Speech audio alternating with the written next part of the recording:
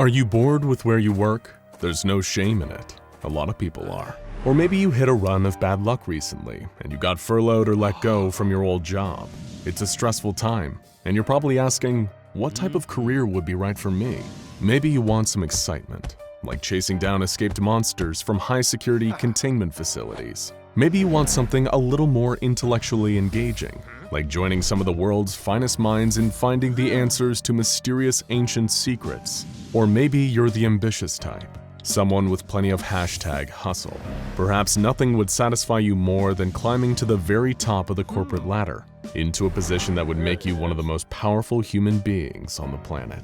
If any or even all of these sound like they describe you, then maybe your perfect career would be working for the SCP Foundation, an incredibly powerful top-secret organization devoted to securing, containing, and protecting the supernatural across the globe and beyond.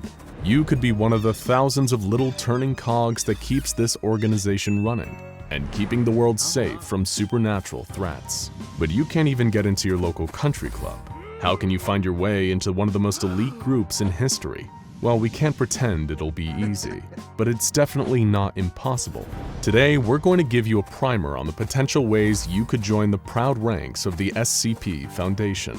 With help from files and evidence across the Foundation database, we figured out many of the different positions available at the SCP Foundation and what actions and qualifications you may need to make the cut. Though we can't promise you won't be terminated, vaporized, eaten, or sent to a terrifying pocket dimension in the process. First, it's vital to know exactly what you're applying for. The SCP Foundation is a complex group, but thankfully for us, it does have a command structure that's pretty easy to understand. This will help us figure out the positions on offer, so you can update your LinkedIn profile accordingly.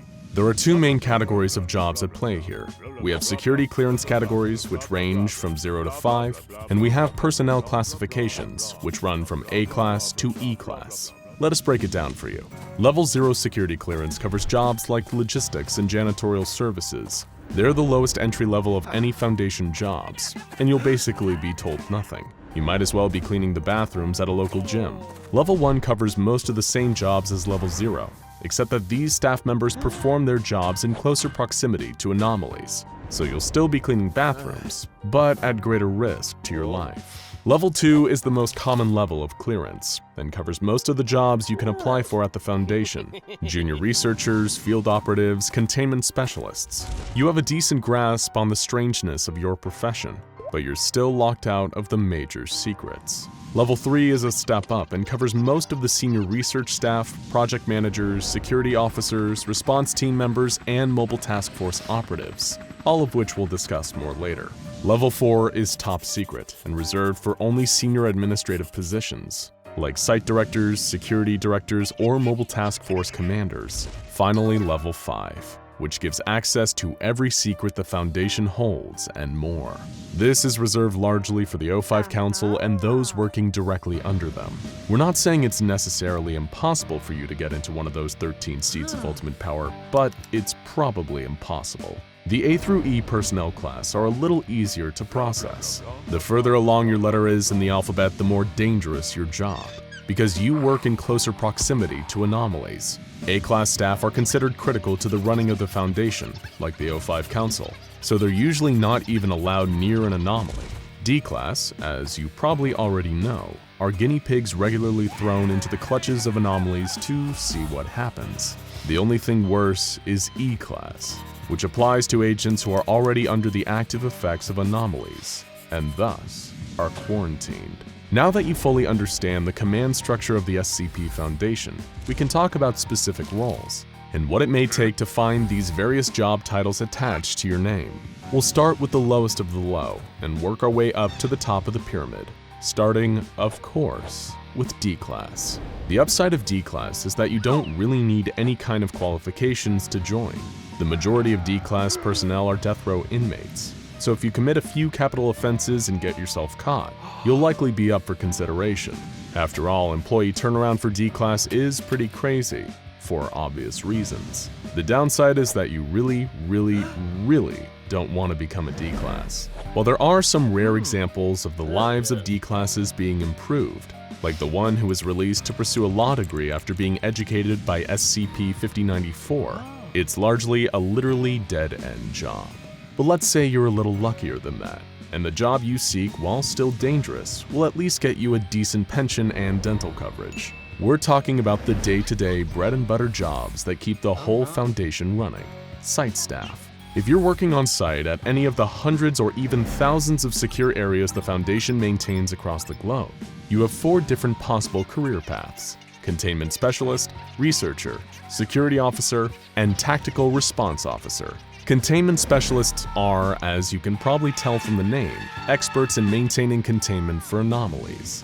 This career path forks into 2 possible branches. In the more active of the 2 branches, Containment Specialists enter zones of active anomalous activity and contain the anomaly for transport back to the nearest operational site. To join this career path, you'd likely be expected to come from a military background due to the risky and tactical nature of the job. The second branch is a little less hands-on.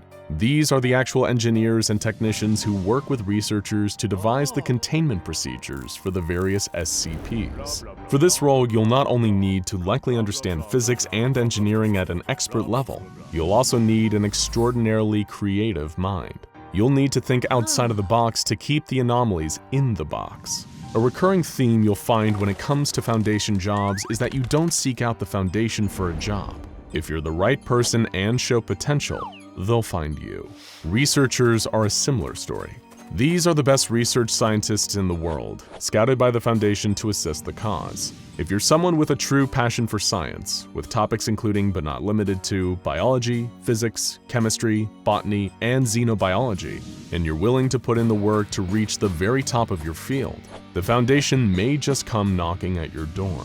Much like a lot of prestigious universities, the Foundation also sometimes considers legacy candidates. The famous Dr. Bright, for example, became a member of the Foundation's research corps because his mother and father worked for the Foundation, and it didn't hurt that several of his siblings were anomalous too. Next, security officers, more informally known as guards. This job is worth applying for the paycheck alone, as there's likely some good hazard pay attached to it. Most security officers perform physical guard duties and are recruited from law enforcement, the corrections industry, and the military. However, the other half of the security officers work in information security, and as a result, are chosen for their IT prowess and their background in the intelligence community. And finally, as far as site staff are concerned, we have tactical response officers. Don't expect to get this job if your background is civilian though, since these special operatives are the first line of defense between Foundation sites and external threats, from anomalous attackers to hostile groups of interest trying to infiltrate. If you want this job, you'll really need to put in the hours, days, months, and years rising through the ranks in the military. If you do get the job though, you'll likely be stationed at one of the larger and more important sites to remain on constant guard for any potential threats. But let's say you don't want to work on a containment site. Maybe you want to travel, see the world, get a little excitement. Thankfully, there are 2 different career paths that allow you to do just that: field agents and the mobile task force members. The field agent position is one of the more accessible in the Foundation, largely because of the fact that there are so many ways in. If you're an exceptionally observant and discreet person, this job is probably for you, seeing as it's essentially being a spy for the Foundation. You may be offered the job if you work in law enforcement, the government, or any kind of emergency service. These undercover agents also infiltrate groups of interest or secret societies the Foundation wishes to keep an eye on, like the Serpent's Hand or the Children of the Scarlet King. If you're in any of these positions or already work as a field agent for the mainstream intelligence community, becoming a Foundation field agent may just be your calling. Mobile task forces are a little more extreme. They're made up of elite operatives drawn from all over the Foundation, often with a heavy emphasis on military experience. The more specialized you are, the more likely you are to land a spot on one of these teams. Are you an expert in explosives? Try for MTF Epsilon 9, the Fire Eaters. Are you an expert in epidemiology and biohazard containment? Join MTF Beta 7, dubbed the Maz Hatters. Are you a benevolent anomaly aligned with the interests of the Foundation? MTF Alpha 9, aka Last Hope, is just for you.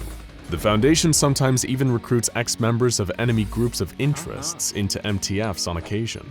Of course, despite there being plenty of ways into this profession, none of them are easy, and the job carries huge risks due to how often MTFs see combat. What if you've always wanted to be more of a leader than a follower though? You're a natural manager, someone who has all their anomalous ducks in a row. Perhaps you're eyeing the role of site director, the one who all other department heads on site report directly to. How do you get your foot in the door?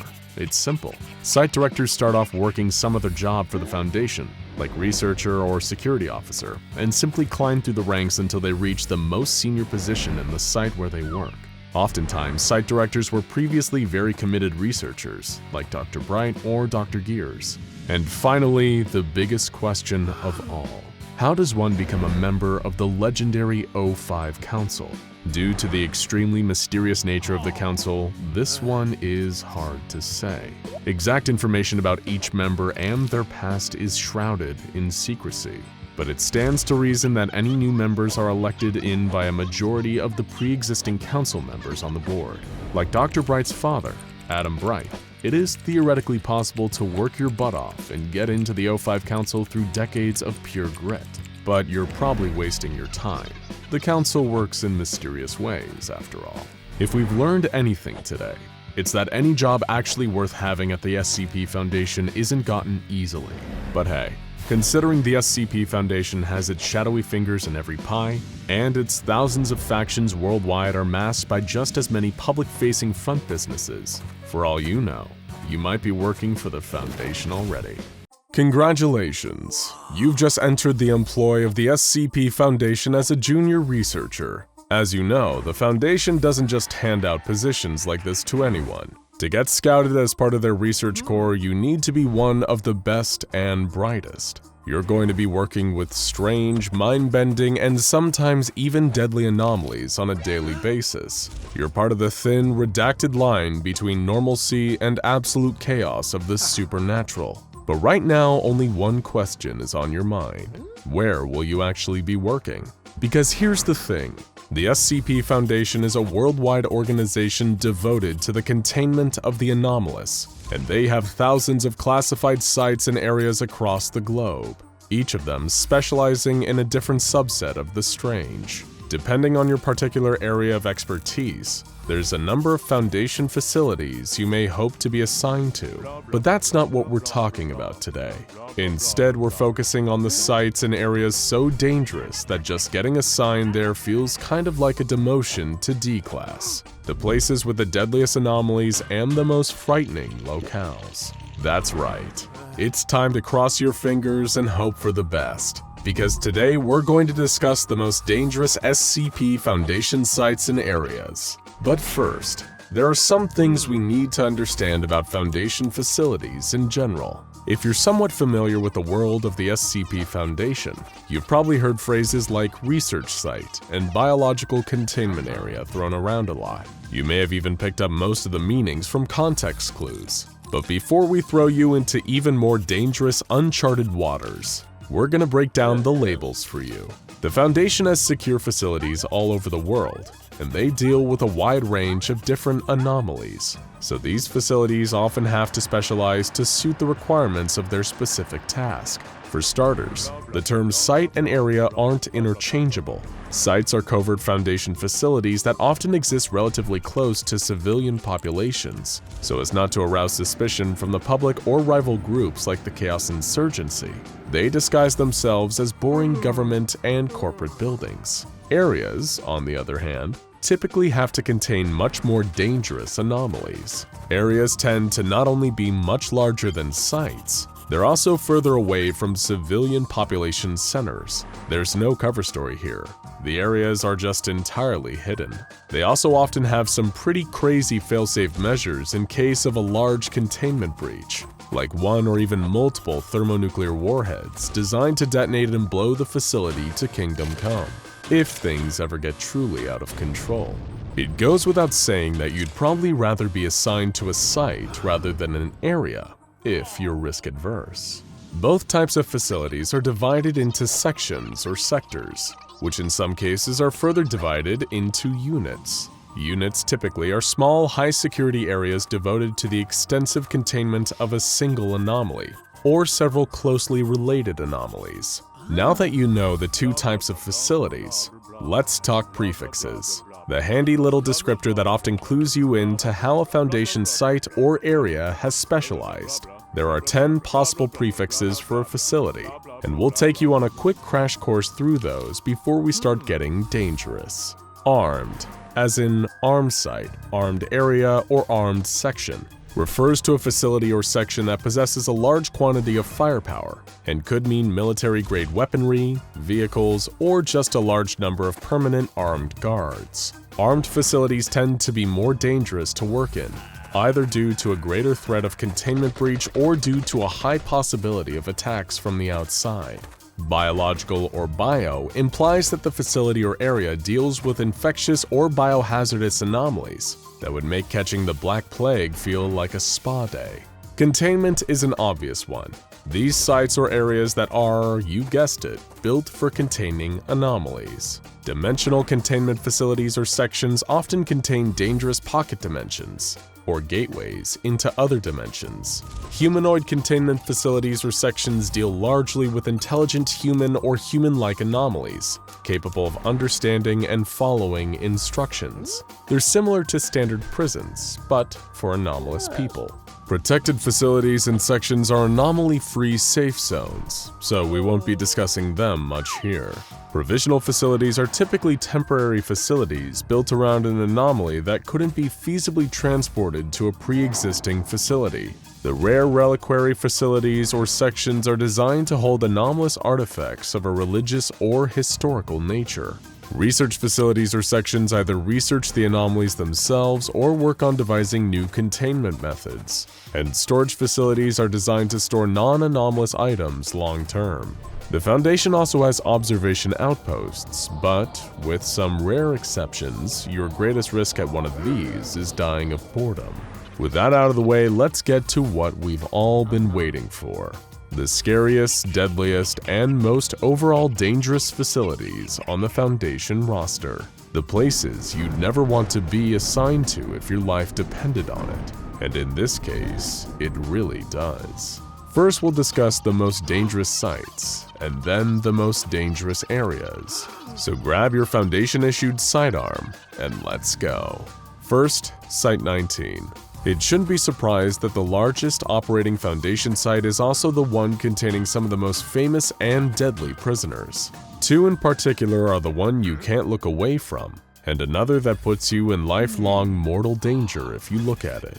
These are SCP-173 the Sculpture and SCP-689 the Statue of Death. If you get assigned to Site 19, there's a possibility you may suddenly find yourself with a snapped neck while filling in spreadsheets. And if you so much take a glance at SCP-689, you'll be declared an E-Class, and possibly even terminated by your superiors. Second, Provisional Site 4511, home of SCP-4511, also known as the Swine God. This giant pig-shaped furnace has had a terrifying effect on the Foundation personnel stationed at the site.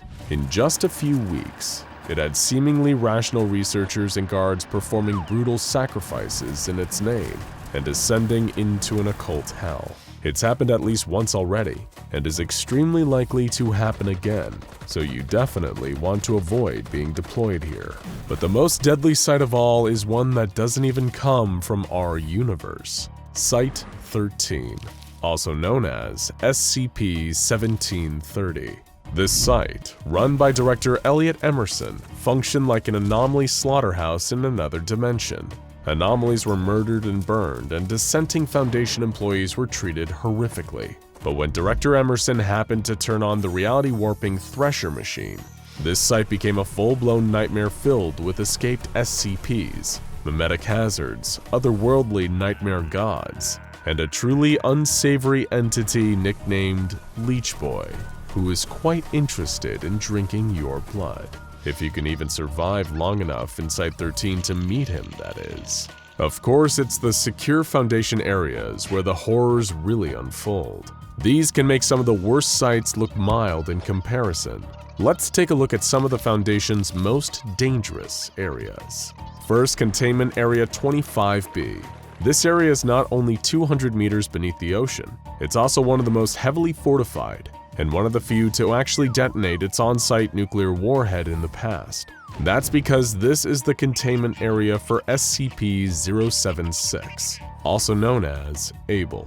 This anomaly has frequent and extreme violent containment breach attempts, often brutally slaughtering staff in the process with his deft swordsmanship.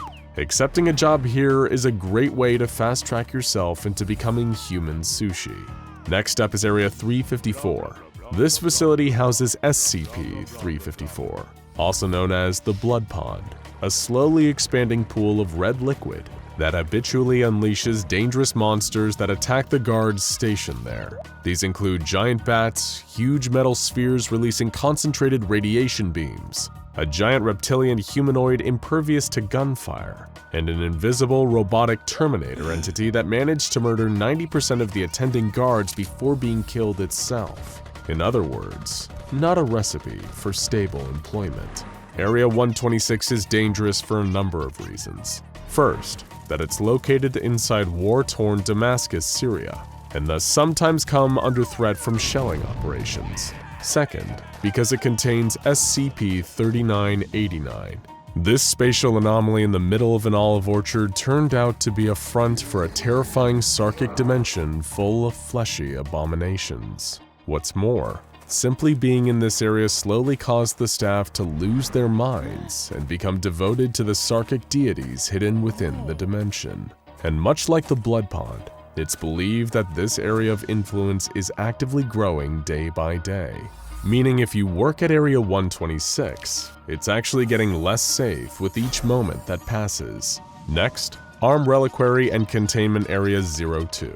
This base is specifically designed to contain highly dangerous, hostile, or otherwise hazardous anomalies, including multiple Keter-class objects. And we're not kidding when we say dangerous and hostile. The anomalies housed on this site are so dangerous, there's a literal battalion of armed guards to keep the peace. It also has not one, but multiple fail-safe nuclear weapons, designed to literally erase the entire base from existence if ever there's a catastrophic containment breach. One particularly horrifying anomaly in Area 02 is SCP-743. This is a seemingly innocent chocolate fountain that actually contains billions of extremely violent ant-like creatures that will swarm anything nearby, tearing it to pieces and dragging the pieces back to their nest inside the fountain. These insects will stop at nothing and can even tear through titanium if they need to in order to get their desired sustenance. So being present in this area means your life is constantly at risk. Hope you like chocolate. Next is the dreaded Armed Biological Containment Area 14, which contains some of the deadliest biological anomalies out there, from the bloodthirsty, kill-crazed Heart of Darkness SCP-058, to the head-devouring cannibal giant SCP-082, to the voice-imitating, memory-wiping Red Pack Hunters SCP-939.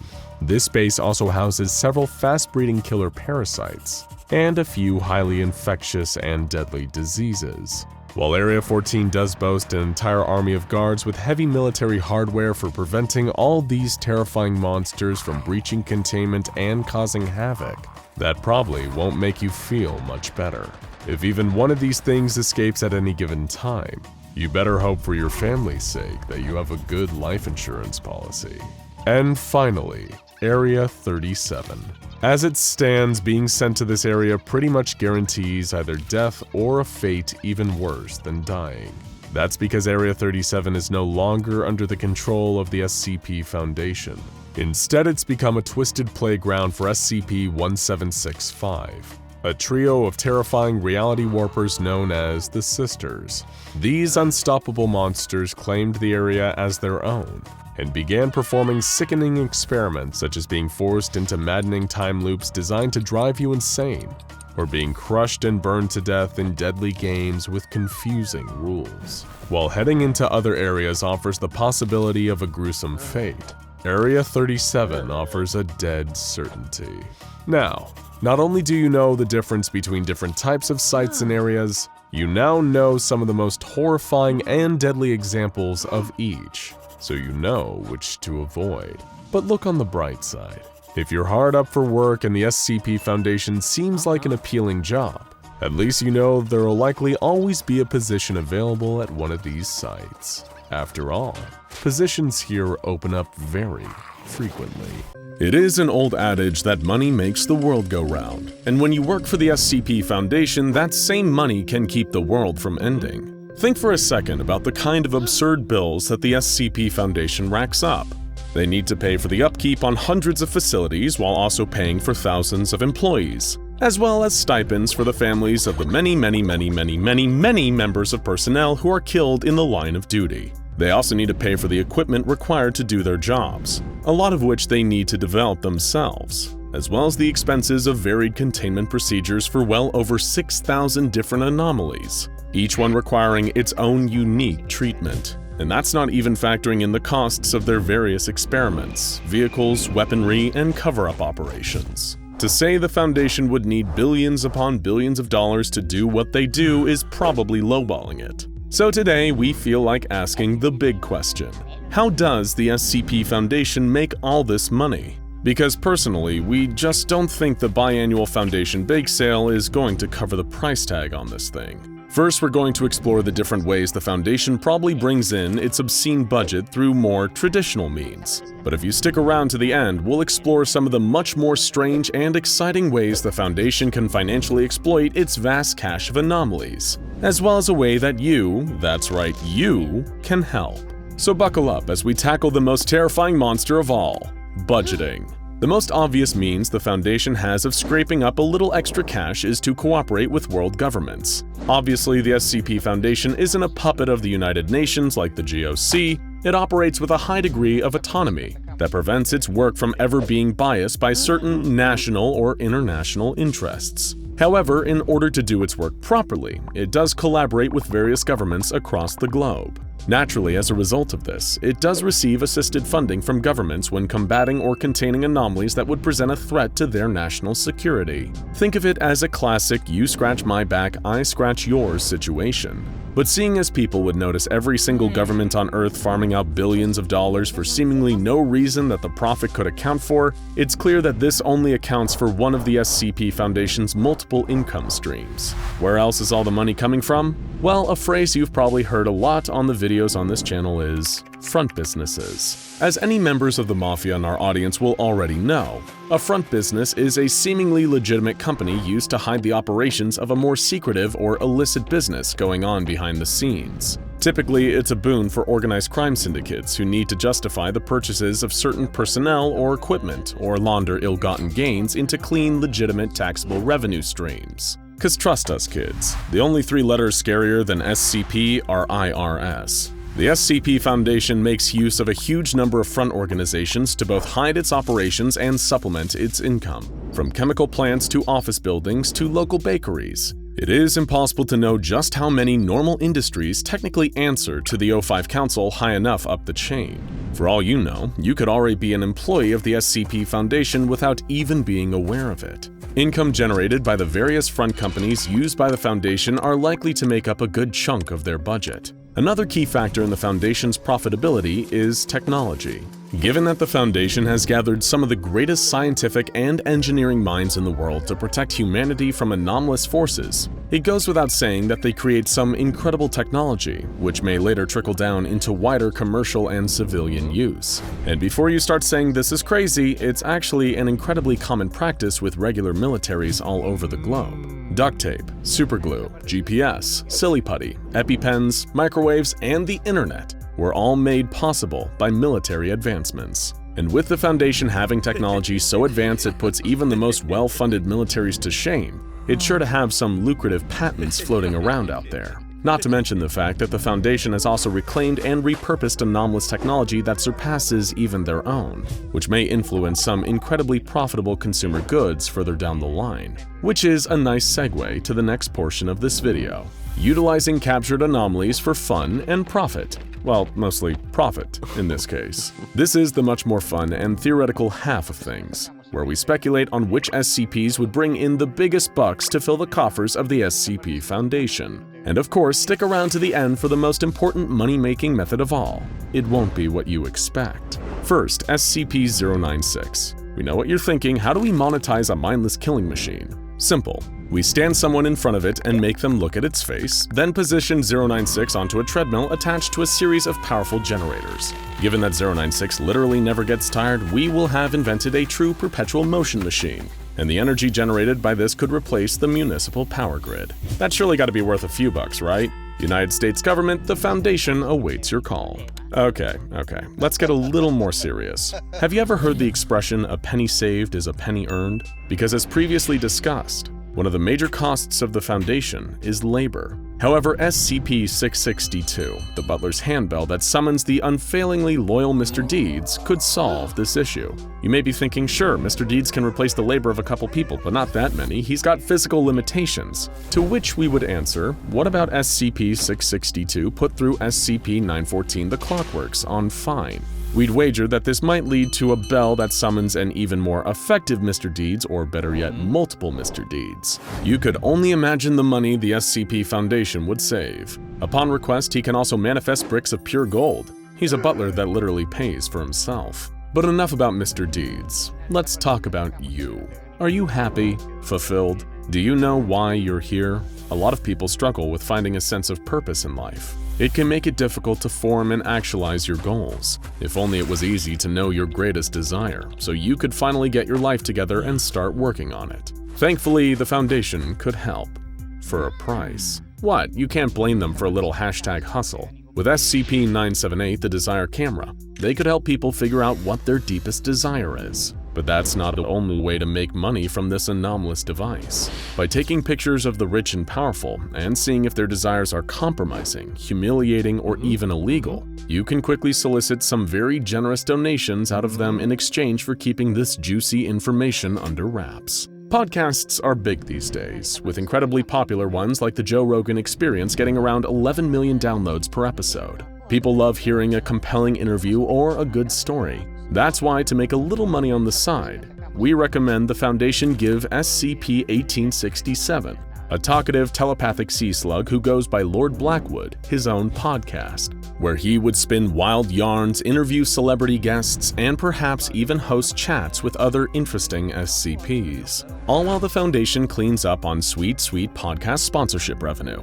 What, are you telling us you wouldn't tune in? I would. SCP-5094, Miss J's WizKid Schoolhouse, could also be converted into expensive, over-the-counter proprietary software. Think of the money that companies like Skillshare and Masterclass rake in. Miss J could guarantee perfect learning through her intensive courses, and once the word of her efficacy spreads, she might even replace traditional higher education. And who would be the financial beneficiary? The SCP Foundation. Then there's SCP-2430, the immortal Hitler clone. He's unable to die, but feels pain at a heightened degree of sensitivity than most normal people. He's also, well, no getting around this, Hitler. And if the Foundation were able to go public about the existence of this clone, they could also take him out on tour across the globe and charge 10 to 15 bucks to punch him. People would be lining up to take a crack at the ex-Führer, and the Foundation would, of course, be the sole financial beneficiaries. Now, let's talk about pizza. The most popular pizza chain in the United States, as of this writing, is Domino's, with annual revenue of just over $14 billion. What we're wondering is, why doesn't the SCP Foundation want a slice of that lucrative pizza pie? After all, they're in possession of SCP-458, the never-ending pizza box. With the help of this bad boy, capable of producing nearly limitless quantities of pizza, they could surely start making a pretty pepperoni penny. Lego products are also a multi-billion-dollar industry, pointing towards a clear desire in the market for these charming, colorful blocks. And there's no Lego like SCP-387, the living Lego. Hardcore Lego enthusiasts all over the world would pay through the nose to experience a product like this. And seeing as they're completely safe, in both SCP nomenclature and the more colloquial sense of the phrase, the Foundation wouldn't need to worry about any lawsuits from concerned parents. They'd only need to worry about where to put all their fancy new stacks of cold hard cash. For those desiring a little escapism, the Foundation could rent out SCP-1230, A Hero is Born. This book takes its readers on fabulous bespoke dream adventures through fantastical lands, and will surely give them an experience that will last long after they finally wake up. In a world where people are willing to pay top dollar for VR experiences and creepy Facebook metaverses, being able to enter the wondrous land of dreams is a welcome low-tech solution that would still likely make the SCP Foundation boatloads of new income. However, we live in a stressful world.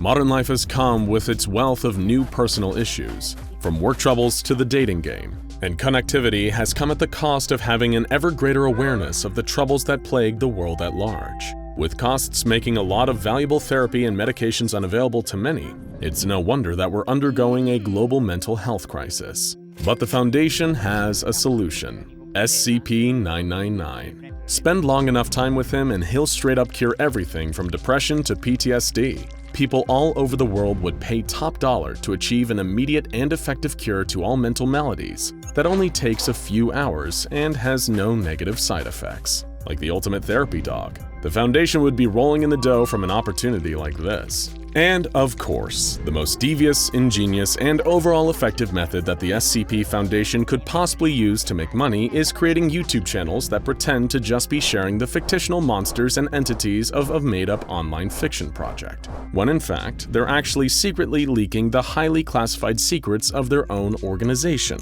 while selling adorable, high-quality merchandise of some of the most lovable and iconic creatures. We can't think of any method more valuable than that. Anyway, on a completely different note, did you know that you can get your very own adorable SCP-999 plushie pictured here looking cute as all heck? All you need to do is visit www.scpswag.com and you can have your very own tickle monster to hug anytime you please. And of course, if there are any other highly profitable anomalies you'd like to see in plush form, do take the time to make your suggestions heard down in the comments. Now if you'll excuse us, we need to head off. After all, time is money. In the SCP system, uncontained anomalies are considered especially heinous. At the SCP Foundation, the dedicated operatives who investigate and neutralize these deadly aberrations are members of elite specialized squads known as Mobile Task Forces. These are their stories. Dun dun! Hey, that was pretty good. Someone should make a TV show about this. But I digress. MTFs are a vital part of what keeps the SCP Foundation up and running, and keeps the public safe from all kinds of dangerous anomalies. MTFs specialize in a wide variety of different threats, and can be dispatched to handle those threats when ordinary field operatives just won't do. They might be a large army of militarized on-the-ground forces, or a tiny group of highly qualified researchers. It all depends on their specialty, and what sorts of threats the task force exists to handle. Either way, they represent the best of the best that the Foundation has to offer. If given the opportunity to join one of these oh-so-exclusive task forces, which would you choose and why? We posed this question to our loyal viewers here at SCP Explained, and received as wide and varied a number of responses as the MTFs themselves. So without further ado, let's get into it and see who's suiting up for battle, brushing up on their thaumatology, or trying to crack down on that pesky Dr. Bright once and for all. Luna Hartnett said, Beta 7 Maz Hatters. The cleanup and containment of biohazardous anomalies sounds like grueling work, mentally and physically, but it also lines up pretty well with my real-world skill set.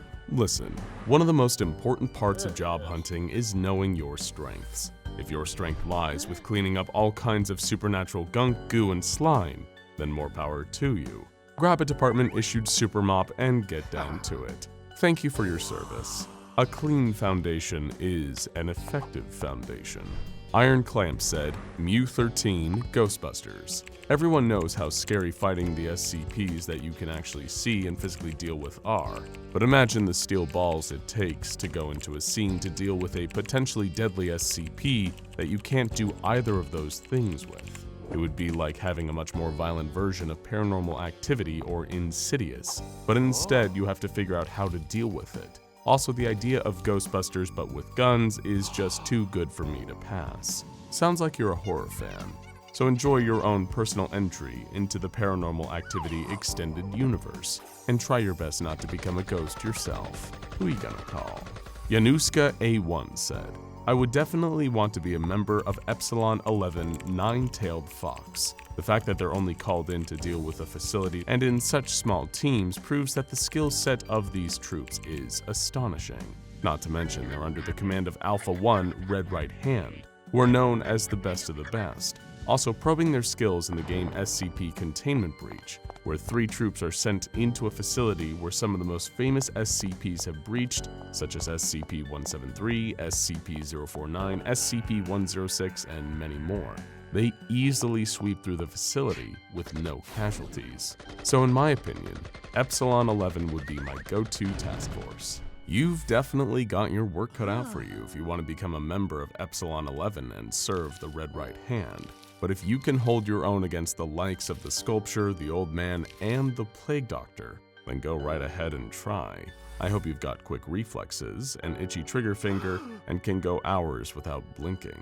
Rift Z said, I'd proudly wear the insignia of MTF Eta 10 See No Evil. I think visual cognitohazards is a really interesting thing to work with. Interesting, sure, and extremely dangerous too. Good job knowing what you want, and knowing that what you want is to risk exposure to all kinds of things that'll make it impossible to trust your own eyes. Don't worry. We've heard working with Eta 10 is a lot like a game of Marco Polo.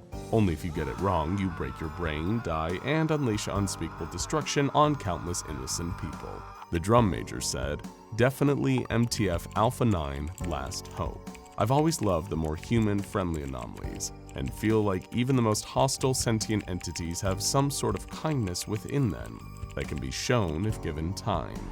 Being able to work alongside these friendly entities to help people would be amazing.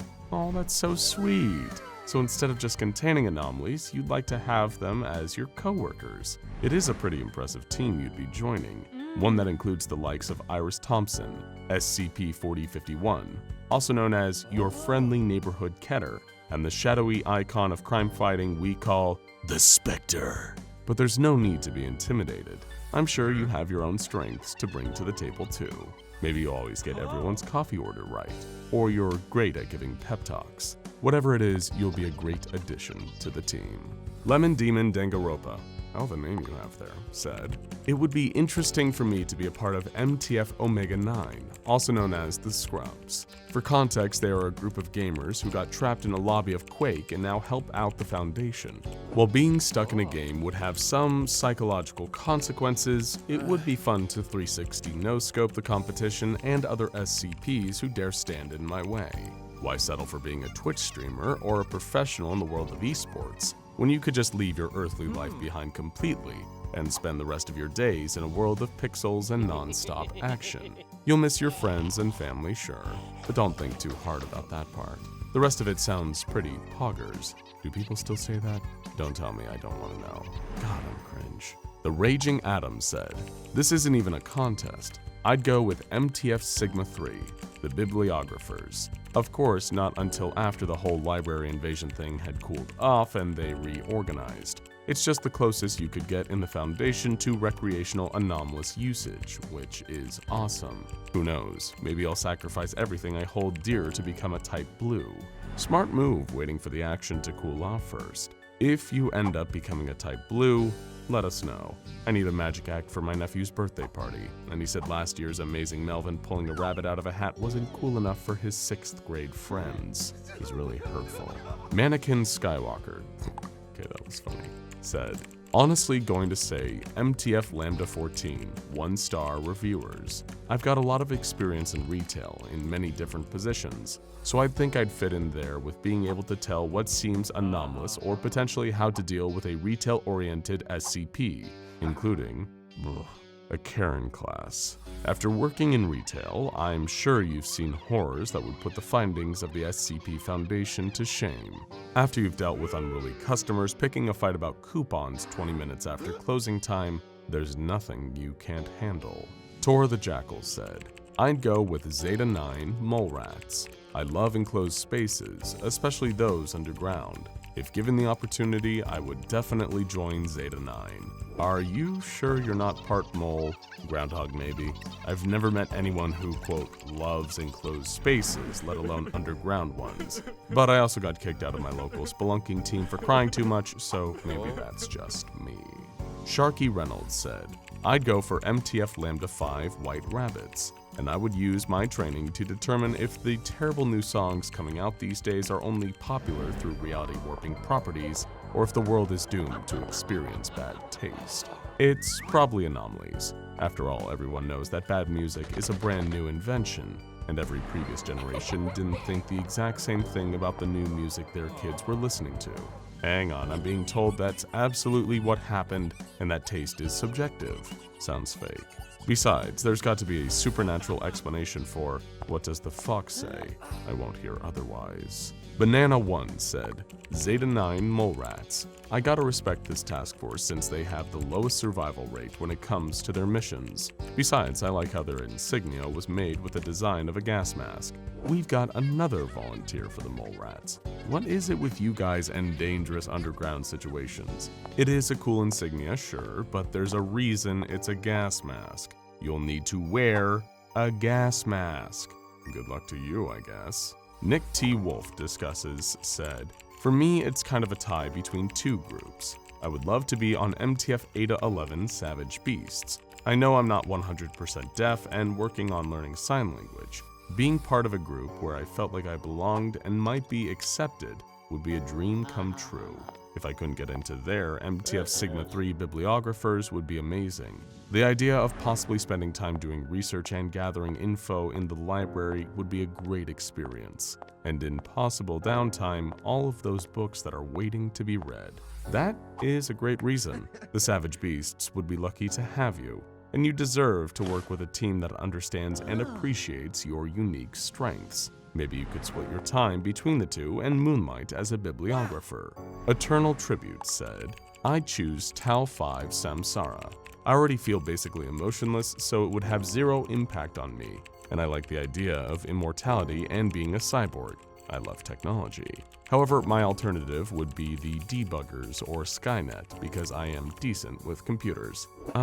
Hey, buddy, you okay? I'm just checking. Fabian Roberts said, MTF Beta 777 Hectates Spear, because I think it'd be interesting to look for knowledge about the occult rituals and how to stop them, especially in instances where an SCP was involved. Specializing in thaumaturgical ritual analysis, eh? It's the closest thing out here to joining a literal wizard army, so I can see the appeal. Just be careful. The world of thaumatology attracts the attention of forces you don't want putting a magical target on your back. Unlike the aforementioned Amazing Melvin, these guys are doing this stuff for real, and they'll do a lot worse than sawing you in half if you slip up on the job. Mr. Pixel said, I would probably want to be part of MTF Epsilon 9, the Fire Eaters. After all, who can say no to the alluring destructive power of fire? And it's not a war crime if I roast mostly anomalous creatures instead of humans. For the second time in this video, I say, are you okay, buddy? Maybe you should have a glass of water. You can't use it to roast your enemies alive, but it'll help you settle down. Nicotine said, Skynet, of course. The internet is a vast ocean containing both everything and nothing, thus giving me something to do for the rest of time, or at least until the world ends. Plus, what better excuse than being a member of Skynet would I have to watch you guys all day? Now you're talking. When you're not tracking sentient malware or the influence of the Archon Lord, you can spend your time watching more videos from SCP Explained. That's the perfect way to unwind after a long day of scouring the web for old gods and, I don't know, an iPhone app that knows when you're going to die. You're the web expert, not me. Hey, maybe you could teach me how to make a TikTok. That was cringe. Incidentally, we do have a TikTok now at SCP Explained Official. Go check it out after the video. Apple3 said, Beta 7. I'm a biochemist in real life, so this would just go well with my skill sets. Working with anomalous biohazard cleanup sounds like grueling mental and physical work. I didn't know we had biochemists watching us, that's awesome. You're probably overqualified to clean up biohazardous anomalous material, but dress for the job you want. By which I mean you should probably wear a hazmat suit and some heavy-duty goggles. Who knows what kind of radioactive slime and monster snot you'll be wiping up. Jay the Monkey of Cherry Trees said, if I was asked to join any of the MTF teams, most likely after looking into them, it would be MTF Theta 4, the Gardeners. Seeing that many MTF teams usually follow certain protocols, Gardener seems to be situated around very flora-based SCPs, usually in sites or locations of known flora-based SCPs. either mitigating the effects, securing, or researching potential sprouts of SCPs. Maybe some woodworker skills might come in handy helping the team, though I thoroughly wonder if the SCP Foundation would trust a man in an MTF team called Gardeners, whom has a bonsai plum tree growing from their head. Oh, that's so nice. You must have a hell of a green thumb. Hold on. Wait, I'm sorry. What was that last part? Bonsai plum tree growing from your head? For the third and hopefully final time, are you okay? Blink twice if you're in danger. James Harold said, definitely MTF Gamma 13, Asimov's Lawbringers. They're the group in charge of dealing with Anderson Robotics, who's the most interesting group outside of maybe the Church of the Broken God to me. Anderson Robotics has been a cybernetic thorn in the Foundation's side since 2007, with influence all throughout the Pacific Northwest of the United States, as well as branches in New Mexico, Arizona, and Louisiana. They're an elusive group, and while they're unlikely to attack the Foundation directly, their use of science and magic in one mysterious package is definitely something to keep an eye on.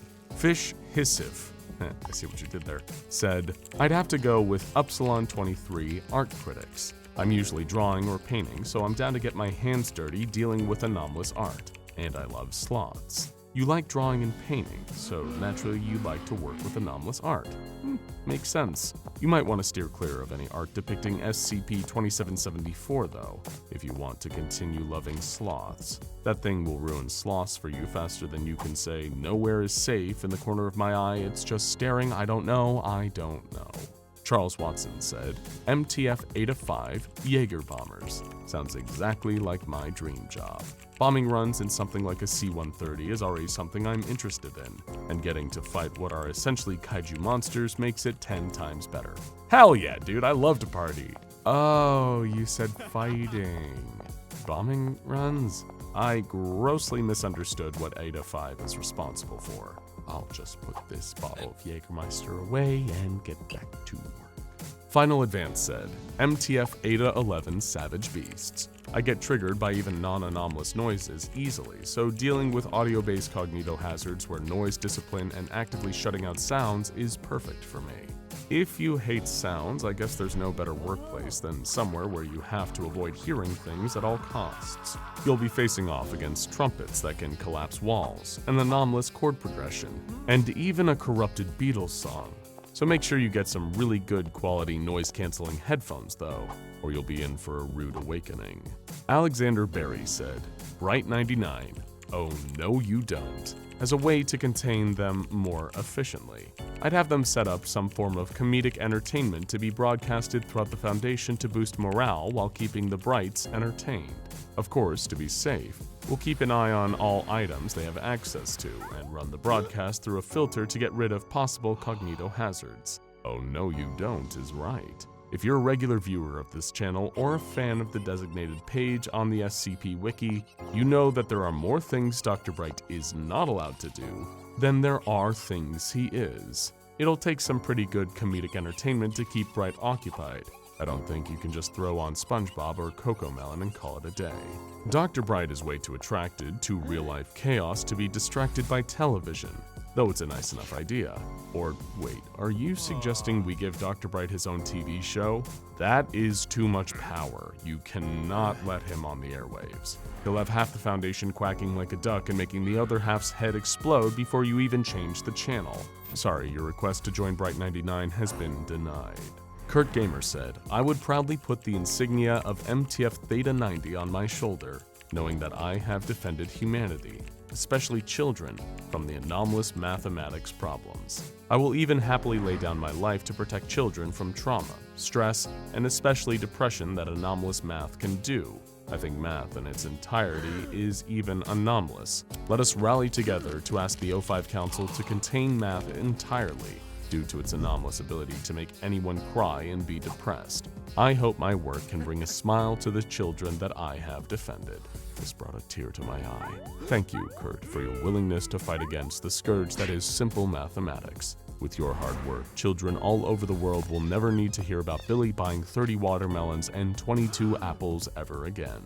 It's a tough job market out there right now. It feels like everyone is either being laid off, furloughed, stuck in a dead-end position at a job with no prospects of career advancement, or working multiple jobs just to meet the bills every month, as you're slowly driven into the ground. If only somewhere new was hiring, somewhere exciting, somewhere where every day is an adventure and you never truly know what you can expect. Well, lucky for you, there is such a place. It's the SCP Foundation, and after a recent high-casualty SCP-682 breach, they have plenty of new positions open for go-getters just like you.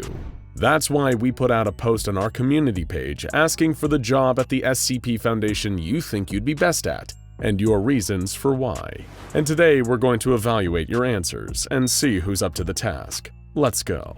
Javier Gomez de los Santos said, "I don't know if it counts, but being on the part of relocating safe SCPs that are rehabilitated, such as SCP-2273, would be a very wholesome experience to see them enjoy human company once more, other than doctors and security officers, and you could get some new extraordinary friendships such as Alexei Belatrov had with his psychiatrist." We thought we'd start this video off on a nice, wholesome one. In any kind of broken veil scenario, it's natural that some of the nicer anomalies like Belatrov, the reluctant dimension hopper, and the abominable planet guy would be released back into civilian life. Of course, to get a job helping this happen, much like Alexei Belatrov's psychiatrist, you'd likely need to be qualified in social work, psychology, or psychiatry, but it's probably one of the more fulfilling jobs you can get with the Foundation.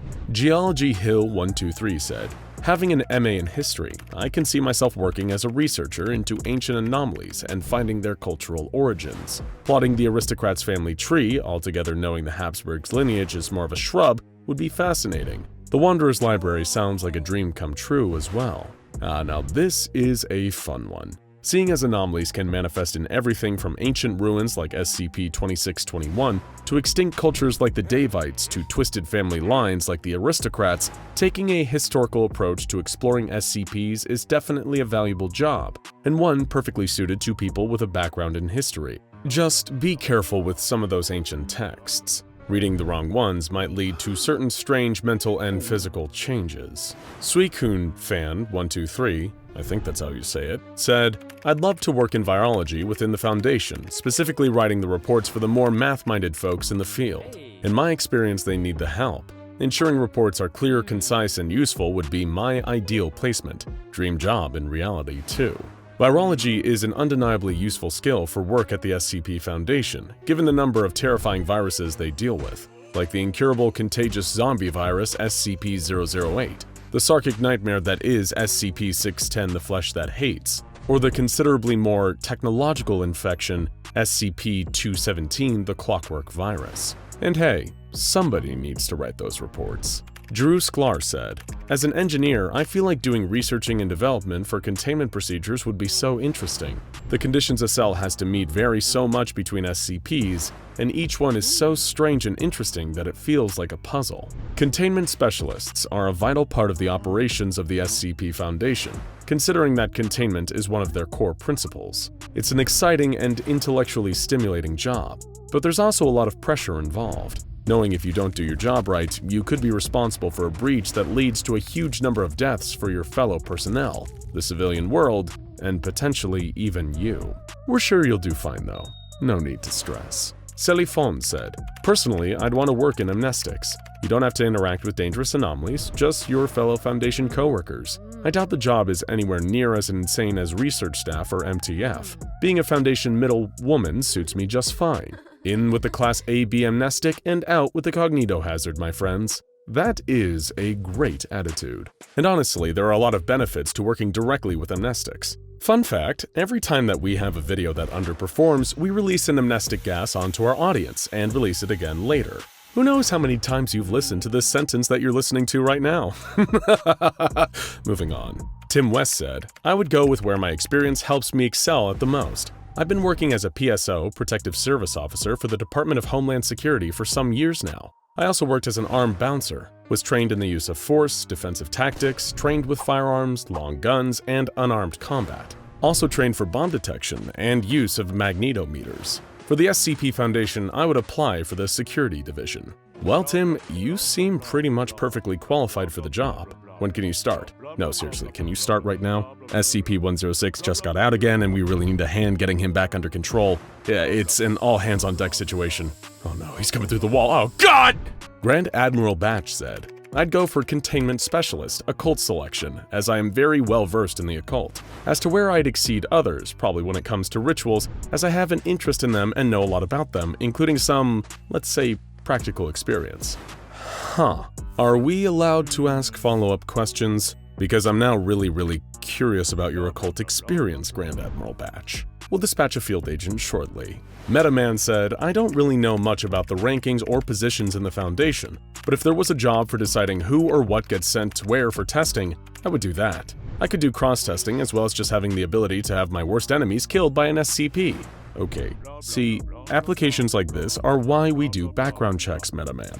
You need to ascend to the level of O5 Council before you can start using anomalies to belligerently assassinate your enemies without consequences. Doing it on any level below that is more likely to get you into some serious trouble with your site director. Missing No said, I'm proficient with firearms, and I've been refurbishing weapons and doing some pretty decent gunsmithing for parts that I need or need fixed up for the past 10 years. I'd have an undying loyalty to the Foundation, and maybe have a chance to work with some of that fancy anomalous weaponry, or just a hired MTF guard. The first would be fun. Or I could just be Dr. Bright's newest body, or fodder for 682. Whatever works. Well, we appreciate the fact that you're giving yourself a wide range of options here, especially considering that being a vessel for Dr. Bright or fodder for SCP-682 has a very low barrier to entry. But hey, considering that MTF operatives are often killed in the line of duty, it's likely that a position will open up for you if you can prove yourself. Ellis Bellis 13 said, I think I would be a researcher trying to understand anomalies who seemingly break the laws of physics and the universe.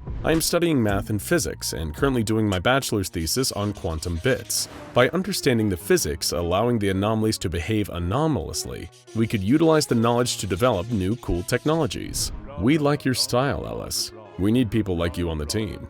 Just make sure that while developing this new physics-bending technology, you don't wind up trapping yourself in the red reality. But hey, at least you'll be able to keep Dr. Scranton company. Eric Back said, I'd love to work with the technical side of the whole Foundation. Could be anything from IT to constructing the containments used on SCPs. Yes, please. You could act as a replacement for Technical Director Rosen. Seriously, he's utterly unbearable. We need to get rid of that jerk.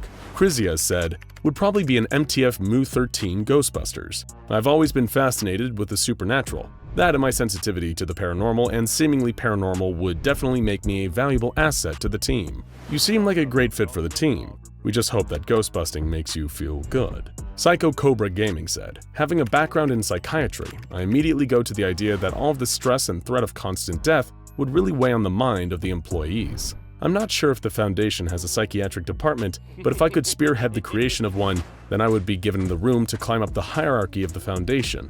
I'm sure Dr. Bright must have PTSD from his several deaths, and the O5 Council must have some form of mental anguish from their centuries of life. Oh yeah, we imagine it'd indicate that something is very wrong if a seasoned Foundation employee doesn't have a little PTSD on the books. The scary thing is, with some of the poor folks at the SCP Foundation, them recounting their days might give their therapists PTSD. Stonewood Studios said, some kind of mechanical engineering profession.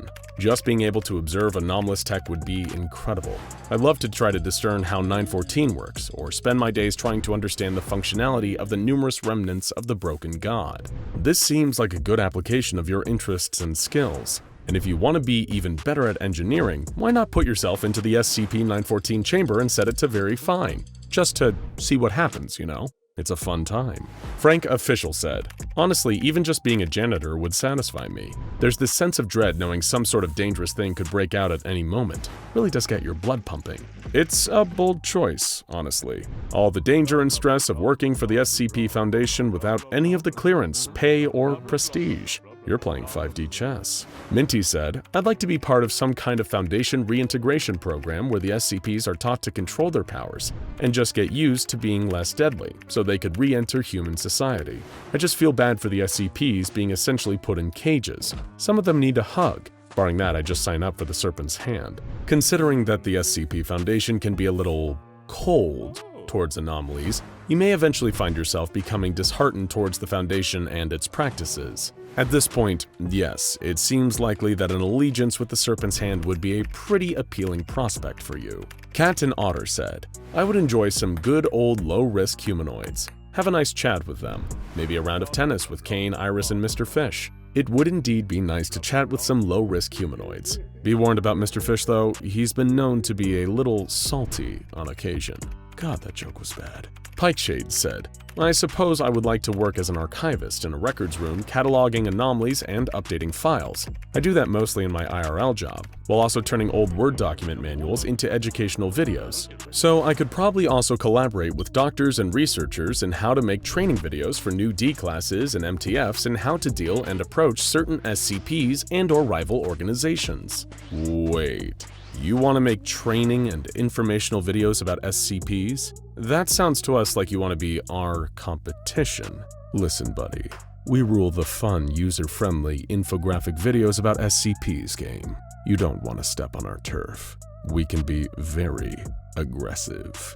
Gabby said, I think I would work in the application and development of containment, which would be less stressful for the SCP. My hope would be to make more of the sapient SCPs comfortable. Hopefully befriend a few. I would more than likely die within the first week, but I hope at least I'd make someone or something smile. The SCP Foundation honestly needs more people with a humanist approach like you. There are plenty of perfectly friendly sapient anomalies who deserve to have a nice, comfortable pad while they're contained by the SCP Foundation. Do we really want God complaining about scoliosis because of his unpleasant Foundation cot doesn't have enough padding? Just make sure you exercise caution when selecting the anomalies you decide to give the fancy new digs to, seeing some of them might use it as a method of escape. That being said, if we gave SCP-106 or SCP-049 a high-quality jacuzzi in each of their cells, do you think they might chill out a little? After all, we've never really tried making the containment chamber too relaxing and chill to even want to leave. Symphony in Blue said, I think it would be cool if there was a position where you just visited, chilled with some of the friendly SCPs, especially those who struggle with living in containment. I feel like it would be really helpful for them and their general well-being and mental health if they had someone who wasn't explicitly a researcher or a doctor, but was rather just somebody to talk to chill out with, and to give them a little bit more normality. Might help people be a little more comfortable and happy in containment. Again, this is another pleasingly wholesome one. A lot of these anomalies could use a friend to chat with. Dr. Gears isn't the most scintillating conversationalist. LolChief119 said, I'd probably enlist in MTF Beta 7 the Maz Hatters, because there was always this deep fascination about biohazard, chemical, and radiological stuff that I've had for many years now. Plus, there was a great chance I get to kill zombies. Maybe if I ask the task force leader really nicely, maybe I can carry a barbed wire bat when clubbing said zombies. Well, deciding to club anomalous zombies to death with a Negan-style barbed wire bat would definitely earn you some points with other weird violent mavericks like Dr. Clef. In all likelihood, though, you'd be spending most of the time in a heavy-duty hazmat suit, picking up dangerous waste material in the aftermath of an anomalous attack. Have fun! Chocolate Quill said, I'm gonna be completely real with y'all. I'd like to think I'd be a high-level researcher for the Foundation, but I'd probably get demoted for wanting to play with SCP-999 all the time. We appreciate your honesty, and there are definitely worse things you can get into trouble for doing at a Foundation containment site, like that one Brony researcher who, well, you know the story on that one. Brody Inch said, well, I'm not gonna lie, I feel like I and SCP-049 have a lot in common. Not the fact that we are both doctors or kind of evil, but that we share a personality and a lot of mannerisms. If there was a job to study and interact with a single subject, that's right for me. I also think it would be pleasurable to learn from SCP-049 as we share a lot of mannerisms. There's a chance I could possibly become a friend of sorts, and he could tell me all about how his bag works along with the language he writes in. Hey, that sounds excellent. We think SCP-049 would be elated to have a new friend to discuss his thoughts and theories with. And having someone he sees as a peer would be a great way to keep him mellow and stop him from breaching containment all the time. Maybe we found the solution to one of our oldest... Oh, okay. Back to the drawing board, I guess. Imain Abba said, personally, I would like to be part of the Ethics Committee. They're probably the most powerful group in the SCP Foundation besides the O5 Council. I'd be able to access knowledge that most of the staff can't. The most important part for me is that I'll be able to make the experiments on the SCPs and the D-Class less violent. They deserve some rights as well. Wow, we are really learning that a lot of our fans are surprisingly ethical people today. It truly warms our SCP-058s. And it's true. The Foundation really does need the Ethics Committee to make sure that these monster hunters never become monsters themselves. Angel Jaf Benitez said, I'd love to work with anomalous plants, either in the bioresearch zone or as a member of the Gardeners. I just like plants that much, even though I know what some plants are capable of. Hey, the Foundation needs plenty of botanists for their wide variety of plant-based anomalies. And if you like your plants to have a little bit of flesh on the side, you can head down to SCP-3989 The Bone Orchard for the best of both worlds. Thorn Wolfie said, "I'm an animal caretaker with a bachelor's in zoology, so I'd likely be some kind of cryptid keeper. I do my best to ensure the more beast-like SCPs were as comfortable as possible in their enclosure, while maintaining security and their safety as well as the rest of the staff. I'd likely also advocate a bit for them. Try to keep too many inhuman experiments from happening. No cruelty for cruelty's sake." Cryptid Keeper is a hell of a job title, as long as you remember to stay safe out there. After all, some anomalies are more dangerous than others, and it's often rarely the ones you think. But we definitely respect your commitment to keeping things humane. It's always the best way to go. Wow, what an incredible interview session. It's looking like the SCP Foundation is going to have an awesome new stock of employees on their hands once all that paperwork is through. And thanks to this organization's incredibly high turnaround, we're sure that once all of these newbies are either nicely grizzled or killed by an anomaly, we'll get some new fresh faces around here real soon. You're a member of an elite mobile task force, tracking down an anomaly in a rural village somewhere in the Swiss Alps that was recently detected by SCP Foundation field agents. According to all the current intel, you're dealing with a particularly deadly and hard-to-contain monster, a shape-shifting entity that can kill with a touch and assume the form of anyone it kills. If this thing somehow escaped the village and broke into a major population center, it could blend in perfectly and cause death on a massive scale. It's up to you and your team to get this creature secured and contained before that can happen. You're going in heavily armed, with advanced sensory technology and several attack helicopters, each one loaded with plenty of powerful missiles. One way or another, you're putting a stop to this thing. But the best laid plans of Mobile Task Force agents go often awry. The mission is a bloodbath.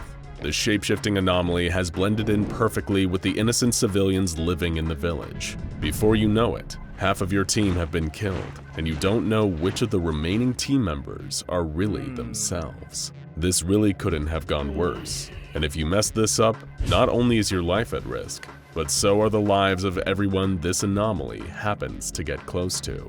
All of your superiors were killed or transformed in the battle with the shapeshifter, and you're now sitting at the top of your MTF's chain of command. The way you see it, there's only one option. You radio up to air support, alerting the several attack choppers circling the village. You tell them to rain fire and destroy the whole place. That's the only way to be sure to take out the anomaly. Things have gone beyond the point of easy containment. You sprint past the village limits as the volley of missiles and firebombs raze the formerly quiet settlement to the ground. Other than the task force members and the helicopters, you're the only survivor. Over 320 people are dead. But on the upside, the remains of the shape-shifting anomaly were found amongst the rubble by Foundation personnel. You prevented whatever horrors it would have caused if it had been allowed to escape. Mission accomplished. But it's not over yet. When you solemnly return to the containment site you've been deployed from, your superiors order you to go pay a visit to Conference Room 2. You correctly assume that it's some kind of disciplinary meeting, maybe the site director chewing you out for shoddy work, but ultimately congratulating you for doing what needed to be done under pressure.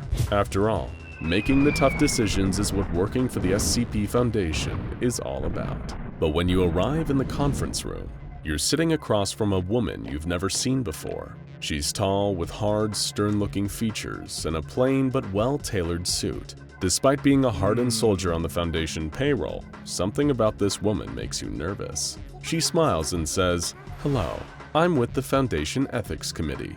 We need to have a word." For reasons you don't quite understand, you start to break into a cold sweat. The Ethics Committee? I thought they just existed to scare Foundation employees. I didn't know they had actual authority. But that's where you made a terrible mistake. And from the tight smile on the agent's face, you can tell that the Foundation Ethics Committee has a lot more power than you've ever imagined. Perhaps you know them from the jokes that float around the Foundation circles. How many members of the Ethics Committee does it take to change a light bulb? None. The Ethics Committee can't change anything. Perhaps you heard about the O5 Council's disdain for them. Those bureaucratic pencil pushers with all their rubber stamps and red tape. The jokes don't seem so funny now, though. The Ethics Committee representative clears her throat and tells you that you've been reassigned, effective immediately. You're now under the employ of the Foundation Ethics Committee, and this change is non-negotiable. You try to state your case in blind panic. Part of you thinks that being reassigned to the Ethics Committee after the mistake you just made is code for being taken into a windowless room and shot in the back of your head. But the agent insists that really isn't the case. The Ethics Committee hates codes and euphemisms. They don't say terminated, they say killed. Because at the Ethics Committee, clarity of language is extremely important. They don't sanitize any horrific acts that need to be performed for the sake of containment. After all, it's their job to look these horrors in the face and give the final yes or no on whether they're carried out. As you may know, the SCP Foundation is essentially above all external law. No government, no organization, and no individual can tell them what to do. The 13 members of the O5 Council have almost unlimited knowledge at their disposal, as well as technology that the rest of the world could only ever dream of. With a setup like that, it would be easy to give in to corruption and go mad with power. If they wanted to, they could abandon their mission of protecting humanity from the shadows and instead rule the world with an iron fist. That's where the all-important role of the Foundation Ethics Committee comes in. As Uncle Ben once said, with great power comes great responsibility. Just as the O5 Council wields the power, the Ethics Committee wields the responsibility. They remind the whole organization that they are here to serve the world, not the other way around. Think of them as the conscience of the SCP Foundation. They decide what's morally acceptable for the Foundation to do in pursuit of its goals, to make sure that those who fight monsters don't become monsters themselves. As Nietzsche famously said, if you gaze long into an abyss, the abyss also gazes into you.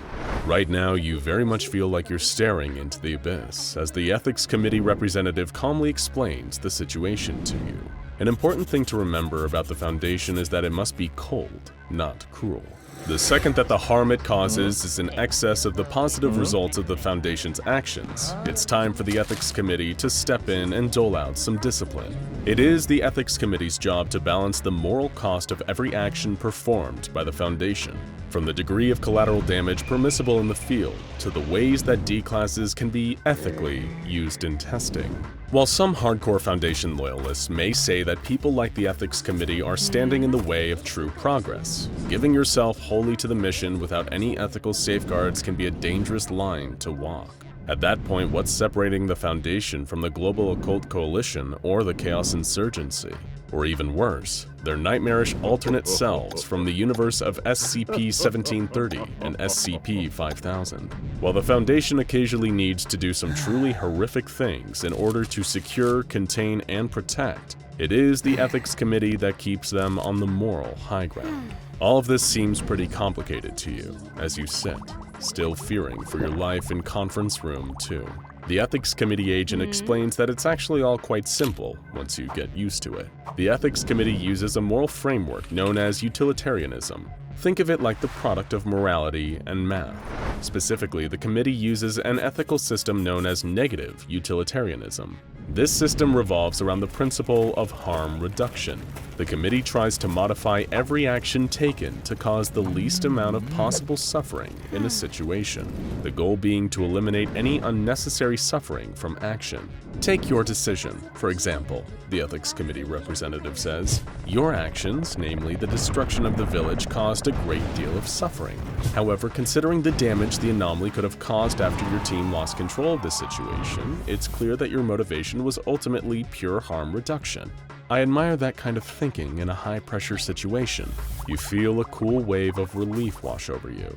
It feels safe to assume at this point that this probably isn't just a big front for your immediate termination.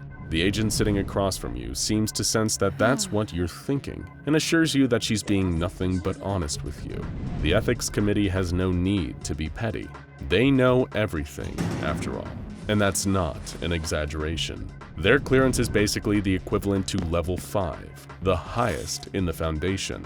Every line ever redacted from an SCP Foundation file they were privy to. Every secret the Foundation has ever kept, they have absolute access to. And every decision the Foundation has ever made, the Ethics Committee has always had the final say, with veto power even over the O5 Council.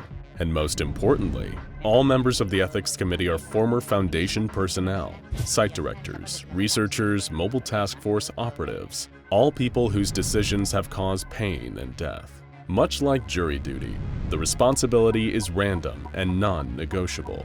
What you're experiencing right now isn't a normal disciplinary hearing. It's an employee orientation. The cruel irony for a department of the Foundation devoted to ethical conduct is that it's actually complicit in pretty much all of the Foundation's worst moral crimes. After all, every action that the Foundation has ever performed has been performed with the permission and cooperation of the Ethics Committee. Take the infamous Procedure 110 Montauk, used to prevent the victims of SCP-231 giving birth. The Ethics Committee had a key role in designing the horrific procedure, and now they have to live with the soul-crushing knowledge of exactly what that procedure entails. And soon, you will too. Just one of the many perks of joining the committee. It isn't the easiest job, the representative tells you. She's got the steely blank eyes of someone who has seen some things that people were never meant to see. She continues, "Before we conclude the first part of your orientation, I suppose I should tell you about the Sowing Circle. That'll give you a good idea of what you're in for."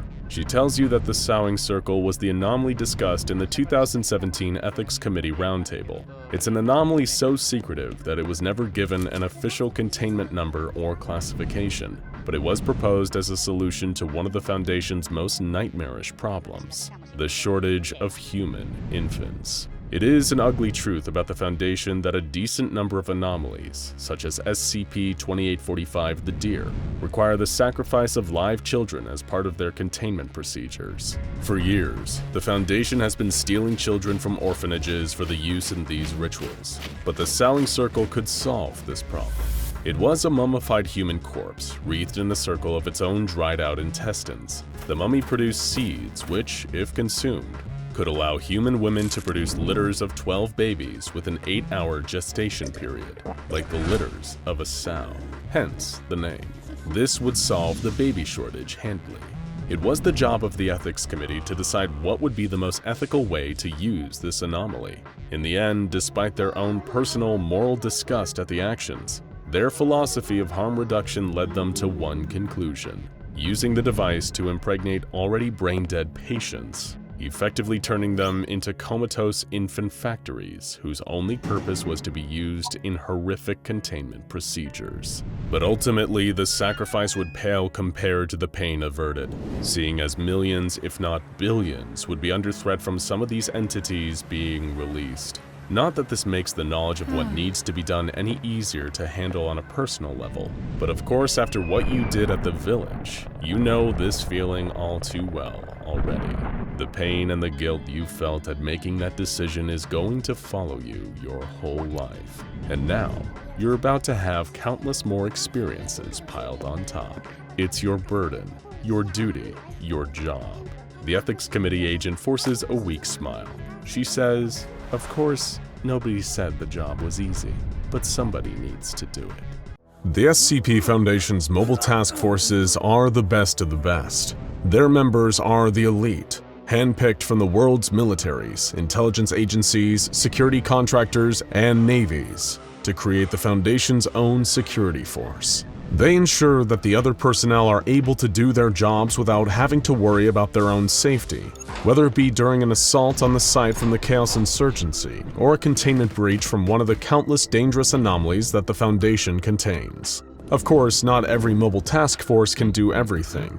That's why each one is specialized. Highly trained and equipped with bleeding-edge technology and equipment, every mobile task force has one specialty, one thing they do better than anyone else in the world. And with the hundreds of mobile task forces on the Foundation's roster, that's quite a few specialties. There's the famous MTF Epsilon 11, the Nine-Tailed Foxes. Handling internal Foundation security, this military task force is made up of former Special Operations soldiers and are deployed into Foundation sites, usually when something has gone terribly wrong, to clean up the mess and restore order. Whenever a containment breach or communication blackout happens, Epsilon 11 won't be far behind. Or you can take the grizzled MTF Zeta 9, the Mole Rats. specially trained to explore, map, contain, and, if necessary, fight in enclosed subterranean spaces and anomalous topographies. Zeta-9 has a high casualty rate, but if they can't dive into the darkness to get the job done,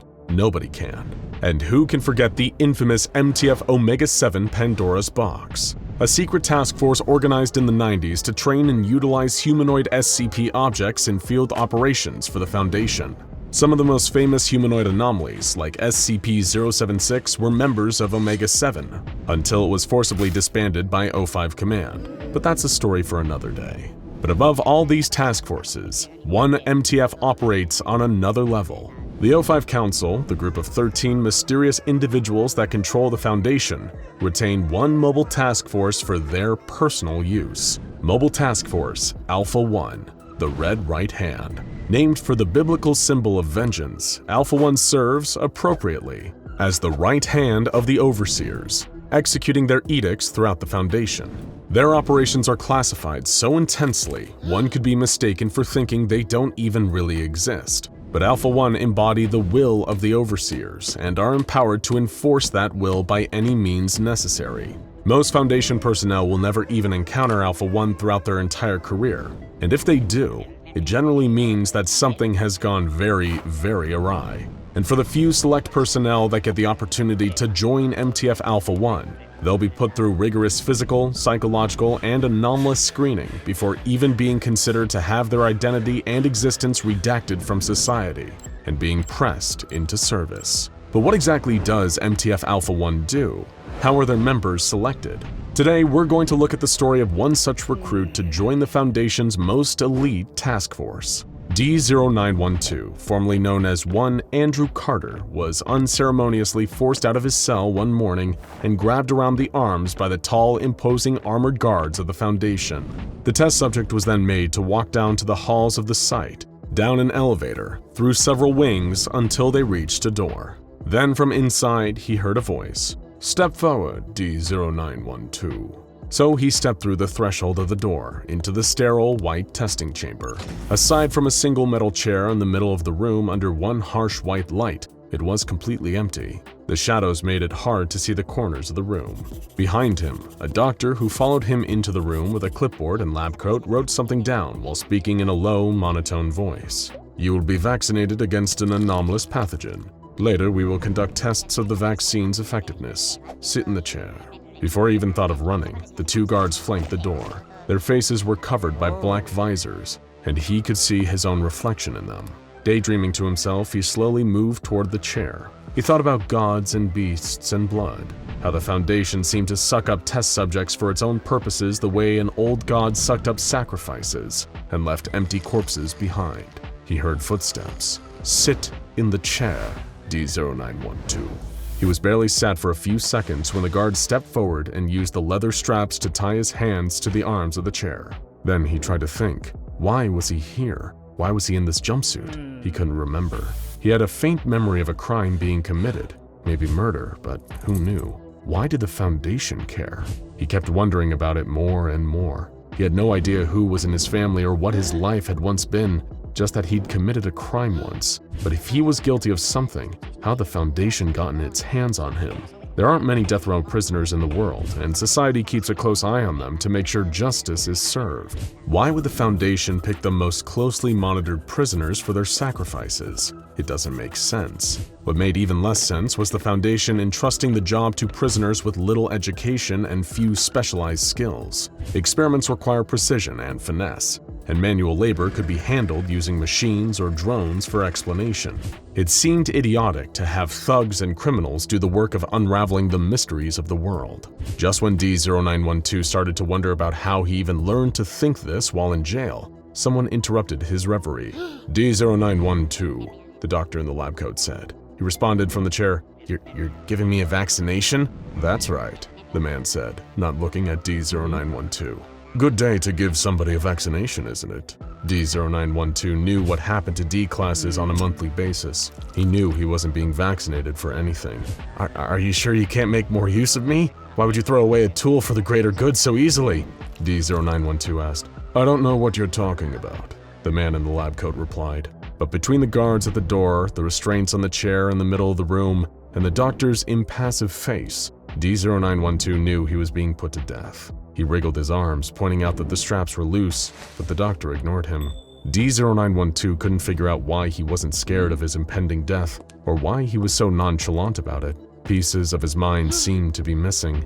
His past had been ripped away from him, and his future turned in on itself. Try as he might, he couldn't remember anything about his life before his tenure in the Foundation's D-Class program. He decided that he might never have even been alive, and that's why he couldn't remember anything. Surprisingly, he also didn't hate the Foundation for killing him. The Foundation was a massive organization. It didn't hate him, it just needed him for a little while and didn't anymore. But the little people like the doctors and researchers and guards who made his life a living hell by poking and prodding and shoving and threatening him bothered him. These people were his only connection to other humans, and they were wasting his potential. D0912 started daydreaming again as the doctor in the lab coat worked. He imagined men chopping wood and carving stone to build a tower to reach the sky. Were the wood and stone being destroyed as they were stacked on one another, or were they always destined to be part of the tower? When finery and silk clothing was presented to an emperor, had the silkworms known their products would one day wind up on the most powerful man in the world? He was broken out of the reverie again by the doctor lifting up his sleeve, carrying a syringe in his other hand. The tip was long, thin, imperceptible, and impossibly sharp. Then it pricked into D0912's skin, and he began to shudder. It felt warm and hot and shook him inside and flowed up into his brain. Everything turned white, and the room seemed to disintegrate into particles around him. But he noticed a presence overhead, draped in white clothes, and sensed the two guards looking at each other, exchanging a glance and nodding. He managed to get a few words out. Stop this. Oh God. Then he fell back into his mind, navigating out of the confusing, messy, dark maze inside his head. He couldn't see the light to the path, only smoking chemical fire until he was totally lost and heard screaming and roaring. As the beasts began to roar inside his head, D0912 remembered. He remembered his name, Andrew Carter. He remembered being told by a man in the lab coat that he had a unique opportunity to redeem himself. By participating in the SCP Foundation's D-Class personnel program for 1 month, you earn your freedom. For a second, he almost agreed to it, until his mind remembered. You're lying. I'm not a criminal. No, the man said. You're not, but I wasn't lying. You need redemption. D0912 responded.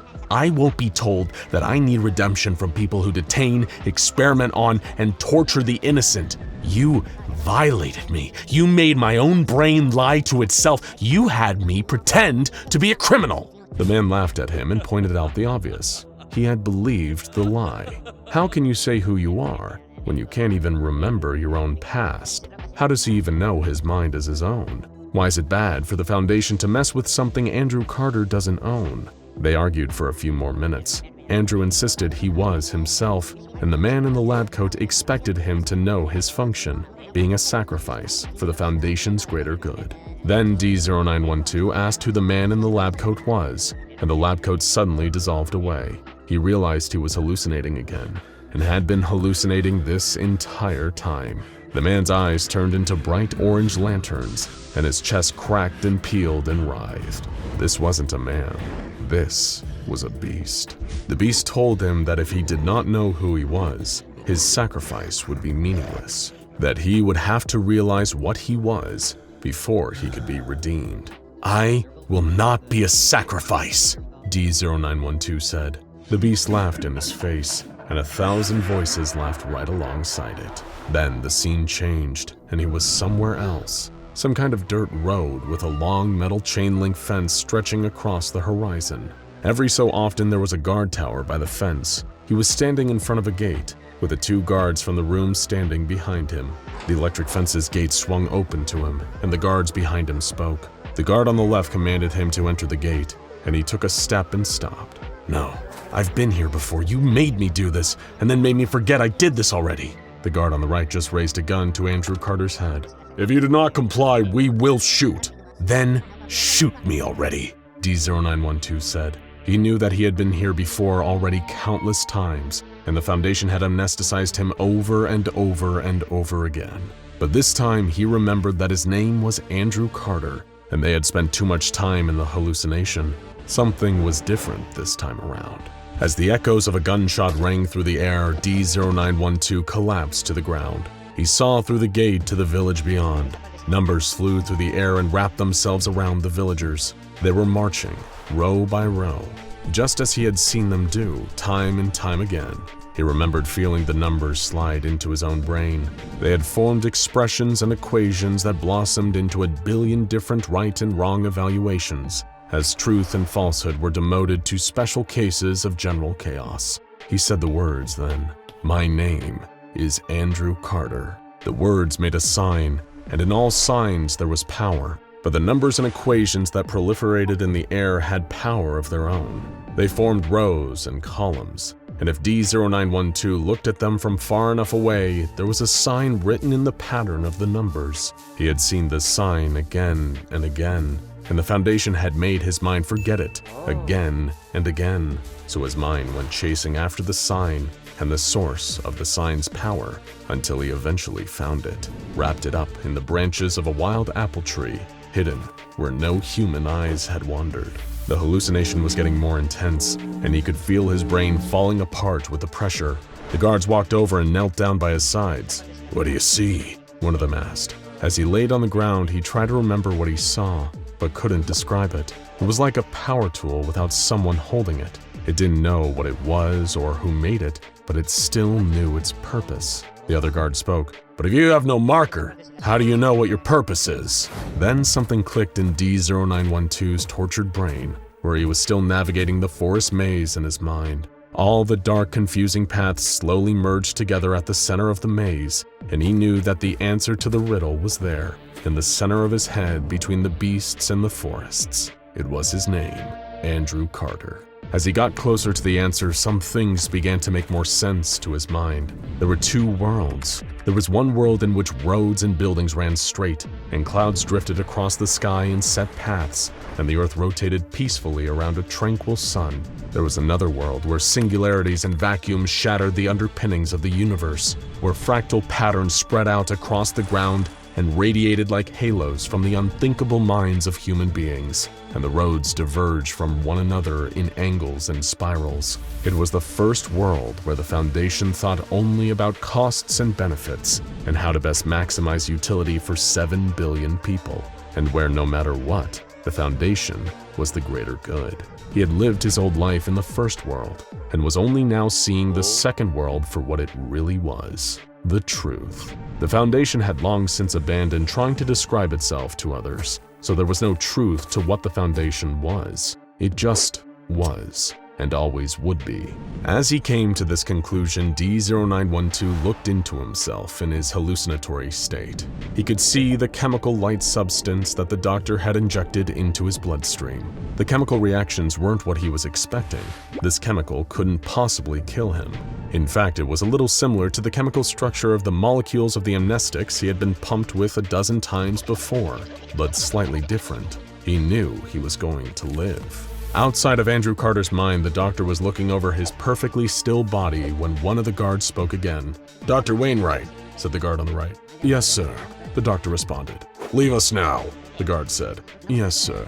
The doctor lowered his eyes to look at the floor as he quickly shuffled out of the room. The guard on the left adjusted his visor to make direct eye contact with the guard on the right. "Hey," he said, smiling. "Look." He took out a syringe of red liquid from behind his back. The guard on the right responded. "Do not implicate me in your misdemeanors, Adam." The guard with the syringe in hand snapped back. "Don't blame me for trying to share." The guard on the right looked at him upset and said, "You are to find site director and return that to him immediately. Petty theft from Foundation employees who know no better is rather distasteful. Furthermore, Halmas is a level 5 controlled substance. Its unregulated distribution is punishable." "It's fine," Adam said, slipping the syringe into his pocket. "I'll let the go-between know, and he'll tell the O5s. Jesus, Bassam, do you really think I'd let the O5s lose track of some of their Halmas?" In the chair in front of them, D0912's body convulsed. A low groan escaped his frothy lips. Immediately, the two guards moved forwards and removed his restraints. "Andrew Carter," Bassam asked. Slowly, D0912 opened his eyes. You didn't kill me." "We were not planning to do so." Bassam said. D0912 continued, "You took me from the real world in order to make me into something. Direct, uncontrolled exposure to the Foundation's anomalies, repeated anesthetization, leading me to believe that I would eventually be killed. Also that my mind would be in the perfect position for the Foundation to change it with whatever is in that man's pocket." D0912 extended a finger at Adam, who offered a faint smile back. "Already knowing things that you shouldn't know, aren't you, precious?" Adam said. "You have been altered," Bassam said, "to meet the specifications of a top-secret project. Over the course of your future, you will learn more about the Foundation than any of your previous jailers ever knew or could have hoped to guess at. You will join a group that is at the very head of the Foundation. For your entire life, this has been your purpose." D0912 felt the rotting flesh of the now dead disguise that had hidden Andrew Carter fall away. Bassam continued, "Welcome to Mobile Task Force Alpha 1. Mobile Task Forces, the renowned first line of defense for the SCP Foundation. Comprised of the organization's most highly trained operatives, MTFs are the boots on the ground, dealing with anomalous threats and containment breaches head-on. It's a dangerous job. In fact, joining an MTF is widely considered one of the most hazardous roles within the entire Foundation. One where every day brings with it a whole host of unexpected threats and a high number of casualties. So let's take a look at how one of those days goes. 6 a.m. "Rise and shine, troops!" comes a gravel voice yell louder than any alarm clock. The very second that early morning call goes out over the intercom, the members of MTF News 7 are on their feet. Climbing out of their bunks and quickly getting into uniform, the operators file out of their barracks and hastily make their way to the mess hall. Among them is the latest recruit to join this particular task force. Private Killian Hess lines up to receive his breakfast behind his new squad mates. This all takes place before most of the Foundation has even woken up. Even though these MTF operatives would rely on working as a team to keep each other alive, there is little casual conversation. Most of them are actually quite solemn as they eat, aware of the inherent risk that comes with their job. Private Hess, receiving a briefing the previous day, is paired with a more grizzled and much older veteran of News 7, Lieutenant Patterson. Upon sitting next to his new senior officer, Hess immediately asks what has the rest of the unit feeling so down.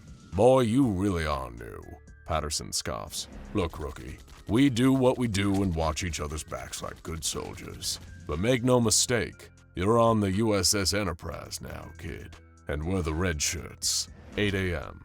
Following their breakfast and early start, any MTF operatives that aren't thrust into immediate action are sent to their designated basic training area. Here they are presented with all manner of intense assault courses, fighting rings for hand-to-hand sparring, and a live ammo shooting range to improve skills with weapon proficiency. The SCP Foundation demands the highest level of skill from its mobile task forces, so regular combat drills are an absolute necessity for keeping their operators alert and ready to take on all manner of threats. For some of the more hot-headed MTF troops, drills are a chance to cut loose, show off their skills, or challenge their squad mates to beat each other's fastest assault course times, or shooting range scores. But to those that have been around longer and have the benefit of hindsight after multiple catastrophic containment breaches, morning training can feel like pretty inadequate preparation. After all, the Foundation sends its MTFs to take on some of their most dangerous SCPs, most of which have wild, unpredictable abilities. How does practicing Krav Maga really help prepare someone for a fight with a creature that can warp reality around it? And hitting motionless paper targets at a range can seem a little redundant when some anomalies are virtually bulletproof. 10 a.m. Of course, this is the SCP Foundation, meaning it doesn't take long for some strange happening to occur. MTF News 7 are soon dispatched on their first assignment, after the Foundation loses contact with a site known to house a particularly dangerous anomaly.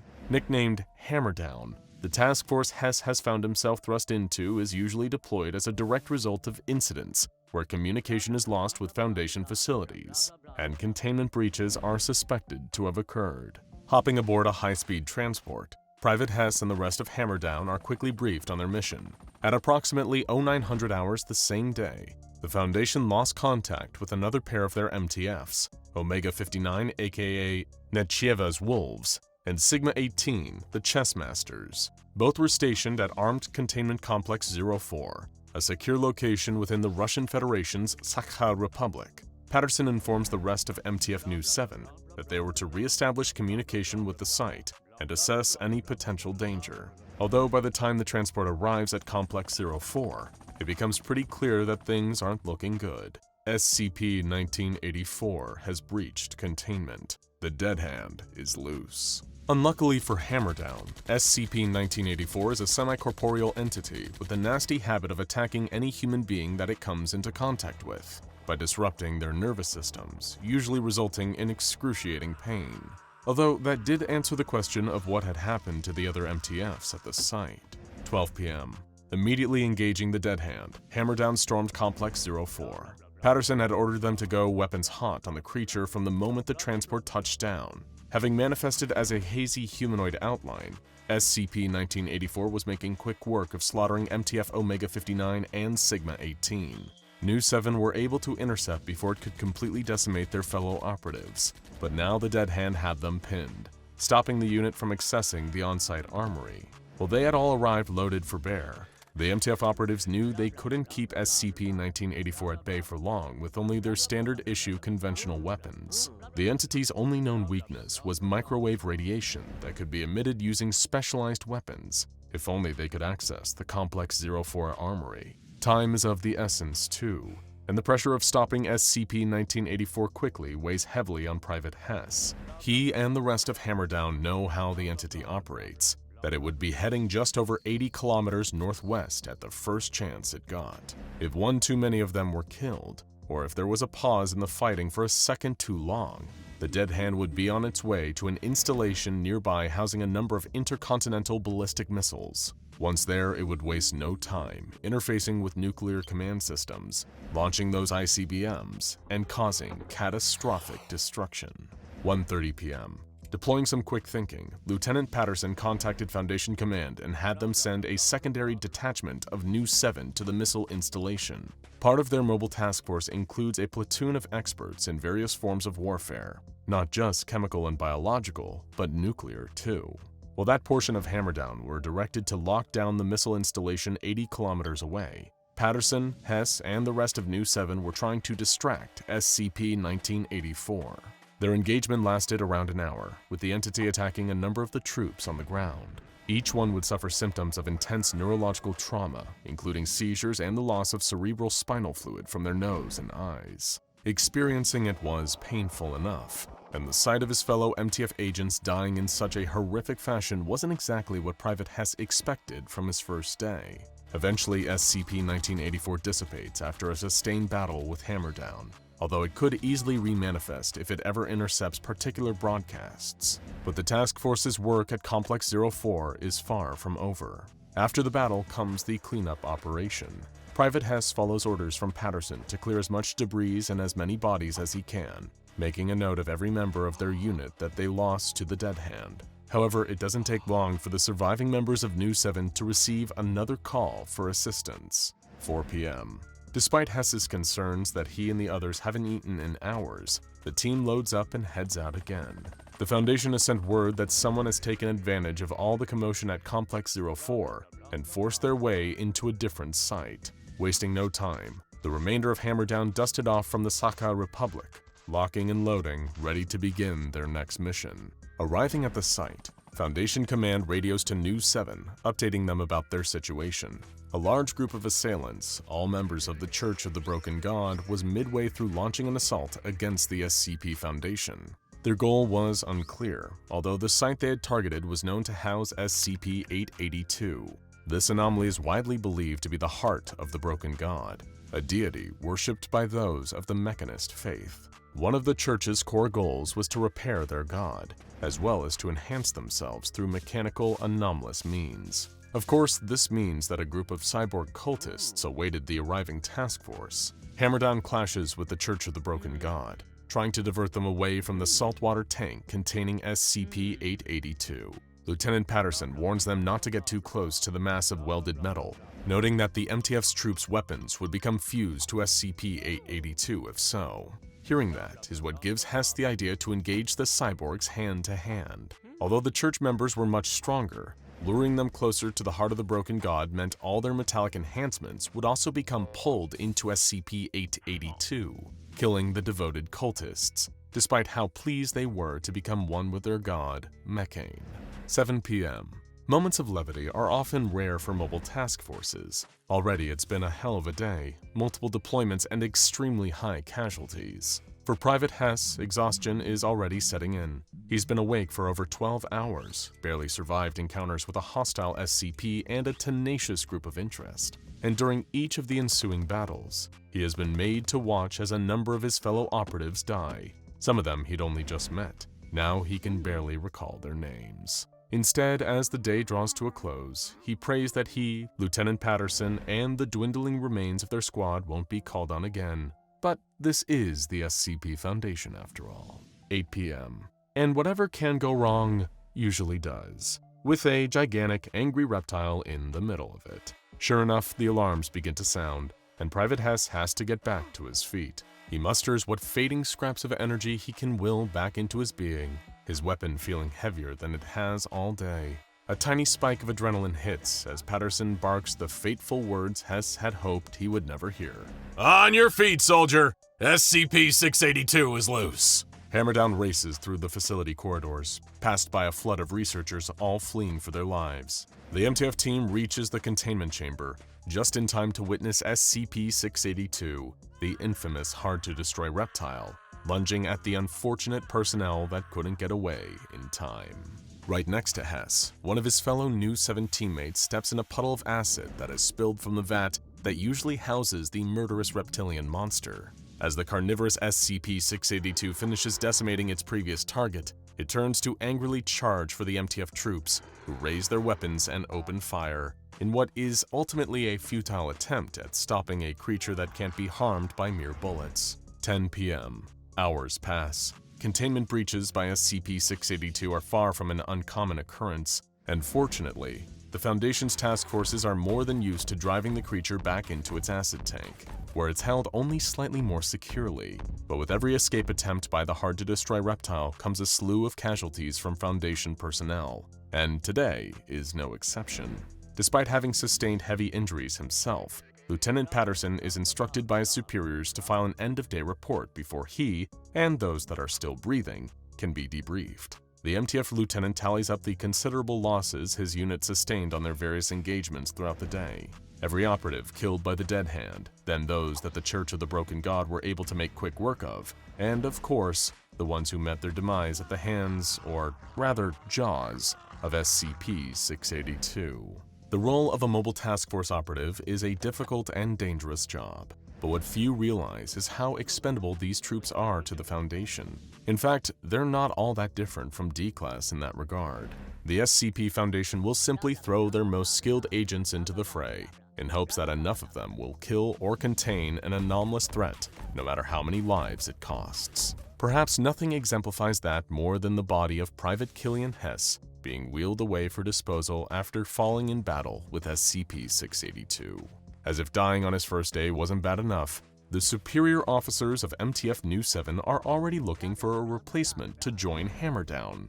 If this sounds like fun to you, apply today. The Global Occult Coalition, better known as the GOC, are a group of bloodthirsty, gun-toting cowboys who shoot first and ask questions later. Whether it's a helpful sentient chair or a little girl whose only anomalous quality is manifesting flowers and ice cream, the GOC have only one response: destroy, burn it, crush it, shoot it in the face with extreme prejudice, and be home in time for dinner. Or at least that's what plenty of SCP Foundation devotees would have you believe. But if we only judged an organization by the words of its greatest opponents, we'd be dealing with an extremely one-sided picture. Are they gun-ho morons who regularly blunder into complex situations and make everything worse with either plain ignorance or outright malice? Or are they humanity's true defenders, working on behalf of the world's democratically elected leaders rather than the uncountable mystery of the Foundation? As with most things in life, the answer is often found somewhere in the middle. That's why today, we're going to take a closer look at the United Nations' answer to the anomalous threats that inhabit our world. Who are they? What do they believe? And what are some of their greatest victories and failures? The inception of what we now know as the Global Occult Coalition began during the Seventh Occult War, which occurred during World War II. The Nazi SS Achnerbe and the Tüdelgesellschaft attempted to complete a ritual known as the Rite of Solomon, which would have given them terrifying supernatural power. This was the first time that a number of world governments understood the true scope of the paranormal threat out there, and after the war concluded, with many dead, they wanted to make sure this could never happen again. Of course, the SCP Foundation works in cooperation with all world governments, but ultimately they still have autonomy, and no one nation could ever shoulder the responsibility of protecting all of humanity either, lest nationalism and self-interest get in the way of the mission. The United Nations needed their own organization that was completely accountable to them and them alone in order to protect themselves from paranormal threats, or parathreats, and thus the Global Occult Coalition was born. As the coalition part of the name suggests, the GOC is an umbrella term for 108 different paranormal organizations, all gathered under the shared goal of protecting humanity from parathreats and fostering continued positive relationships between paranormal groups. Its member groups include, but are in no way limited to, the Bavarian Illuminati, the International Center for the Study of Unified Thaumatology, the Reformed Holy Order of the Knights Templar, Servants of the Silicon Nornir, the United Church of Satan Science Division, the World Para-Health Organization, and the Universalist Order of the Airseer. Yeah, it's a lot to take in, but don't worry, there won't be a quiz later. These groups and many more unite under the Global Occult Coalition's five-fold mission. Understanding these 5 missions is vital to understanding why the GOC works in the way it does, and why it differs from the Foundation. Mission 1: Survival. This is the primary directive of the GOC, ensuring the survival of humanity in the face of parathreats. Mission 2: Concealment. Much like the Foundation, the GOC seeks to conceal knowledge of parathreats from the public that could cause mass panic or loss of life. Mission 3: Protection. In an interesting departure from the somewhat colder Foundation perspective, the GOC also prizes the safety of individual humans, including its own personnel. Mission 4: Destruction. This mission is perhaps the biggest difference between the GOC and the Foundation, and is often what defines them in the public eye. The GOC considers the very existence of parathreats to be a danger to the survival of humanity, so no risks are taken to ensure their survival. And finally, Mission 5: Education. The GOC seeks to expand their knowledge base in regards to the parathreats they face across the globe. Clearly, the Global Occult Coalition knows where they stand. Many have positioned the GOC as villains to the Foundation's more level-headed approach, but arguments could also be made in the GOC's favor when it comes to killing off rather than studying anomalies. The number of deaths caused in containment breaches of parathreats that could have been executed immediately after being captured is one persuasive argument, as is the continued potential threat of parathreats currently sitting in containment. And while the GOC has been called inhumane for its desire to murder parathreats, ask any member of D-Class personnel whether the SCP Foundation is a more ethical organization in comparison. While the Foundation are generally far more considerate with anomalies than the GOC, their attitude towards their human cannon fodder is just as cold. Of course, we're not saying either organization is right or wrong in this instance, more that it's a nuanced issue that's difficult to look at in terms of morality. Later, we'll take a look at 2 of the most famous case studies to see how the GOC's methodology plays out on the field. But first, let's take a look at how the actual organization is structured. At the top of the tower is the Council of the 108. Much like the United Nations, this council is made up of representatives from each of the 108 member organizations of the GOC. Below that is the High Command, headed by the mysterious Undersecretary General D.C. Alfine, believed to be a woman who is living somewhere in Europe, as well as the Nexus. The Nexus directs a network of command central hubs to coordinate and support local operations. Below that, the GOC is separated into 3 prongs: the Physics Division, the Psyche Division, and the Ptolemy Division. The Physics Division is the action arm of the GOC, made up of assessment teams and strike teams. It's their job to investigate and capture or neutralize parathreats. The Psyche Division is the diplomatic sector of the GOC and consists of special observers and ambassadors. These personnel maintain relationships between paranormal groups and keeps things smooth between normal humanity and the occult. The Ptolemy Division is known as the support arm and is home to the Quartermasters and the Research and Development Department. This division helps the other two divisions do their work, from managing logistics and resource distribution to developing state-of-the-art weapons and equipment for GOC personnel. One more quick note before we move on to two of the GOC's greatest hits. It's important to know that the GOC classifies anomalies different to how the SCP Foundation does. Rather than SCPs, the GOC refers to them as TEs, or threat entities. While the GOC employs a frankly baffling number of code words for various groups, ideas, or concepts that we don't have the time to get into right now, we can tell you the main types of TEs. There are KTEs, or known threat entities, UTE, or unknown threat entities, PTEs, potential threat entities, and LTEs, or liquidated threat entities, which are threat entities they have confirmed to be destroyed. Now you should have a pretty good idea of who the Global Occult Coalition is, their member organizations, their mission statements, their major ideological differences from the SCP Foundation. But it's a common truism that actions speak louder than words. So we need to talk about two of the most infamous incidents in the organization's history. First, there's the chair. Known as KTE 0937 Velveteen, or 6th Chair to the Global Occult Coalition, and SCP-1609 to the SCP Foundation.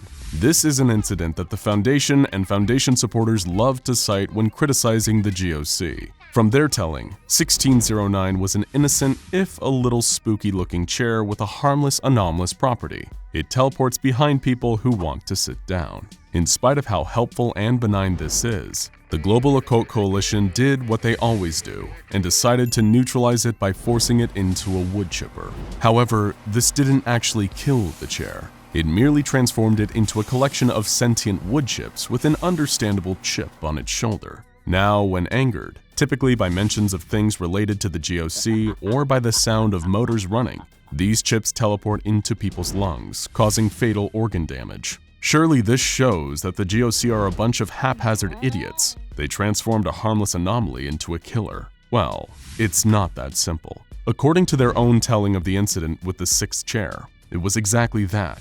Just the 6th and a number of other parathreats being destroyed because of their relation to a dangerous parathreat creator known as the Carpenter. All 5 other items were successfully incinerated. The chair was only unsuccessfully neutralized with the wood chipper due to a machine error with the incinerator. In other words, what is often painted as a prime example of GOC brashness and incompetence could just as easily have been a total accident that occurred during an otherwise logical action. No different from the fatalities that often occur during an SCP Foundation containment breach. But let's look at another example. SCP-1522, known to the GOC as LTE-4201 Velveteen, or the Ghost Ships. The Foundation often cites this as being another textbook example of the GOC taking things too far and murdering a completely innocent anomaly minding its own business. This anomaly was 2 apparently sapient boats in the middle of the ocean that showed compassion for one another, giving them the reputation of being literal love boats. The GOC apparently objected to this union and blew one of the boats to Kingdom Come, leaving the other to self-terminate in grief. How can the GOC possibly come out as anything but monsters in this scenario, harming 2 wholesome anomalies that would never hurt a fly? Well, don't be so sure about that. From the GOC report, we can first see that the boats were already encroaching into human territory, leading to reports of ghost ships from fishermen trawling in that area. And while the GOC did admittedly fire the first shot, it cannot be denied that the surviving ship's retaliation was equally, if not more violent than the initial attack. Upon attacking the first of the 2 ships, the second willfully collided with the GOC vessel, manned by the strike team Ocean Thunder, at hypersonic speeds. This killed the entire GOC team present. While it's easy to say that this attack was in self-defense, it also shows that the boats always had devastating combat potential if provoked. If the parathreat had performed this same act on a larger Navy ship, or on a cruise ship or any kind of commercial vessel, hundreds of lives would be lost. Doesn't seem so innocent now, does it? What conclusion can we draw from all this? Is the Global Occult Coalition a gaggle of bloodthirsty idiots looking to kill off anomalies for the sake of it? No. Are they a morally perfect organization, protecting human survival and the quality of human life from a foundation that couldn't care less? The answer is no here too. While the SCP Foundation and the GOC have been known to squabble and have caused even more damage to one another in alternate realities, they're ultimately two sides of the same coin. The two have even been known to reluctantly collaborate when necessary. Perhaps they don't always see eye to eye, especially on some of the smaller and more contentious anomalies. But in a world where cosmic nightmares are lurking just behind the fabric of our reality, and some are preparing to strike, it feels comforting to have both of them at the ready. You're a researcher working at Site-19 for the SCP Foundation, just going about your day, minding your own business. You've spent your morning keeping an eye on the D-classes who are keeping their eyes on SCP-173. The clock strikes noon, and you decide to break for lunch, where you'll enjoy the delicious tuna sandwich you made for yourself this morning. You're sitting alone in one of Site-19's numerous employee break rooms, chewing the first bite of your sandwich as you try in vain to wrap your head around SCP-055.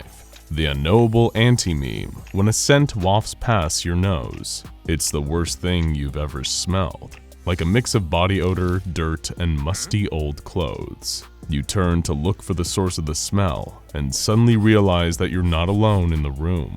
There's a man standing next to you. He's tall, with a scruffy face lined by age. He's wearing a long woolen coat that dangles past his knees. He doesn't say a word though.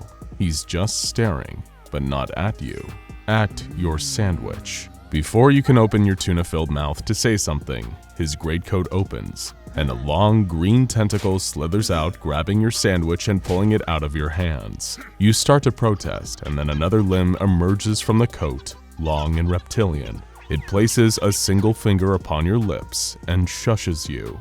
The tentacle lifts your delicious tuna sandwich up to the strange man's face, and he starts to eat it in front of you, maintaining eye contact the entire time.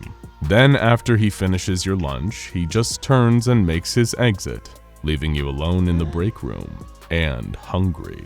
Later that day, you request a meeting with your supervisor, hoping to get some answers about what you saw in the break room. Maybe some compensation for the stolen sandwich, or at the very least, a little sympathy for how hungry you've been all afternoon. But your supervisor does none of that. Instead, the color drains from their cheeks and they begin to sweat. You ask what's wrong, and your supervisor murmurs one brief sentence. You just met the most powerful person in the world. Of course you've heard of the O5 Council. They're the most powerful people in the entire SCP Foundation, both in terms of institutional control and perhaps even literal raw power. Depending on who you ask, they might be a group of elite Foundation agents and researchers who rose to the very top of the pyramid, a secret room full of dusty, old, power-hungry bureaucrats, or a cabal of superpowered beings that transcend the bounds of our dimension. In short, almost nobody is more powerful than the Foundation's O5 Council. But who oversees the overseers, if anyone at all? If they do exist, then who's the one figure in Foundation lore more secret than the most secretive group imaginable? There's only one answer to this question. A figure known only as the Administrator. If you spend some time researching the affairs of the SCP Foundation, there's no doubt you would have heard the name. Perhaps in a heavily redacted file, or whispered in fear by a site director worrying about incurring the mysterious figure's wrath.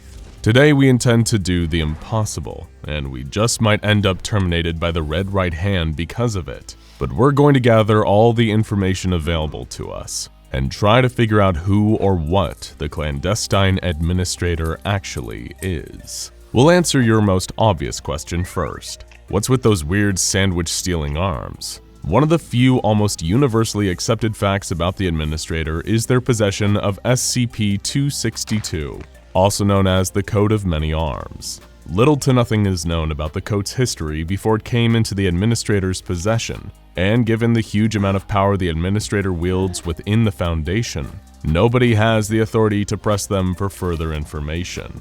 The coat's interior is a spatial anomaly, from which a huge number of anomalous limbs can emerge and perform tasks on the wearer's behalf. It's such a useful item that the Foundation has even considered weaponizing it for field agents. as the arms emerging from the coat are able to perform tasks as diverse as playing the piano with 2 or more hands, to blocking attacks directed towards the wearer that otherwise would have been fatal. The limbs themselves are also varied, from normal-looking human limbs to tentacles and paws. The administrator only finally surrendered the coat to the Foundation in the end because it was taking up too much space in their closet, and presumably needed the room for the next season's most fashionable anomalous clothing.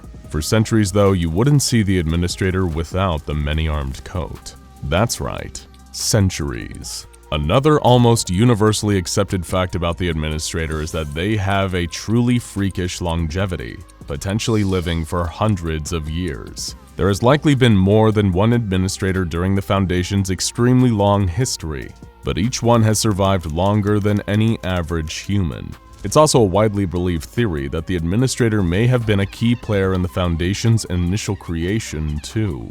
There's been a number of potential names speculated for the administrator, including Frederick Williams, Agnes Peterson, Kismet, and the sinister alias, the Spider. Some believe the administrator to be fundamentally human despite certain anomalous qualities, while others speculate that they're the furthest thing from human. This interpretation maintains that the administrator is an entity from a different dimension known as the plane where eyes can't follow, and has a freakish body made from a twisted charcoal-like material tangled with wire mesh and a chaos of different limbs, all hidden under SCP-262. But hey, the administrator species isn't nearly as interesting as their potential role within the Foundation, an issue surrounded with nearly as much confusion and controversy as, well, everything else about them. And just like everything else with the SCP Foundation, the line they feed the public is often different to the words circulating within the Foundation's higher clearance levels. If you want to believe the official stories, then the administrator is the liaison between the Foundation and the numerous world governments that need to cooperate with them to ensure the successful capture of anomalies. The administrator is only allowed to edit SCP files, not actually write them due to apparent conflicts of interest. In many ways, the administrator is presented as your typical sleazy Washington insider, schmoozing with politicians and government figures to make sure they remain sympathetic to the Foundation's cause. According to observations from people outside the Foundation who've worked with the mysterious figure, they have a penchant for finely tailored suits, expensive aged liqueurs, and the amorous company of women. Despite being a bit of a drunken horn dog, though, people tend to describe the administrator as likable and easy to get along with regardless of where you fall on the political spectrum. They're also respected by many, and whenever something upsets them, even powerful world leaders are eager to try and appease them. Maybe because they are described as being freakishly strong when the situation demands it. Hey, even world leaders can change their minds when they have their arms twisted, literally. While there's nothing too outwardly bizarre about this iteration of the administrator, we don't actually know how much of this is true, a fact that really shouldn't surprise you by now. And if being well-versed in the world of SCPs has taught you anything, it's that the SCP Foundation's PR and disinformation teams are not to be trusted. So who can be trusted? Is there any perspective on this mysterious figure that can be taken reliably? The short answer is no, not really. But we do have the next best thing. Recollections from some of the Foundation's most trusted researchers and personnel, and even some of the strange historical figures that have heard about or even run into the administrator. What follows are some of their answers to the question, who is the administrator? Professor Kain Pathos Crow said, "Oh, he's just something people talk about over lunch or when they're in between assignments. It kills time, and it's a fun game to speculate on who really calls the shots in this crazy world." Field Agent Fritz Willie said, "I like to tell people he's my brother." Foundation researcher Dr. Snorlison said, "I'd like to poke at him and see what happens, just to see if any of the rumors about being made entirely of legs and toes are true, or something like that at least." Director Neil Ghost said, "No big deal, son." The ever-stoic Dr. Charles Gears said, "There are no records of anyone by that name working for the Foundation." Dr. Iceberg said, "Whatever the bossman says goes. I'm not on staff to care about last decade's rumors." Dr. Glass said, "I never met the guy. I heard he's pretty interesting though. I'd love to sit down and have a chat with him, but he's probably too busy. I've never even gotten a call back about it." The wildcard Dr. Alto Clef said, "Who? Dr. Chelsea Elliott said, I've actually done some research on him. Earliest records are about 60 years ago, and beyond that there's some vague references to a leader. Most of the records, though, are incomplete or just references by name, not much of substance. Dr. Frederick Hayden said, please leave me alone. Dr. Jack Bright said, yeah, I've heard the guy you're talking about. He's just a legendary thing from way back in the day. When we thought there were 1205s, we said he was there to be the tiebreaker. People don't talk about him much now anymore, probably because we don't need icons like that to keep people together.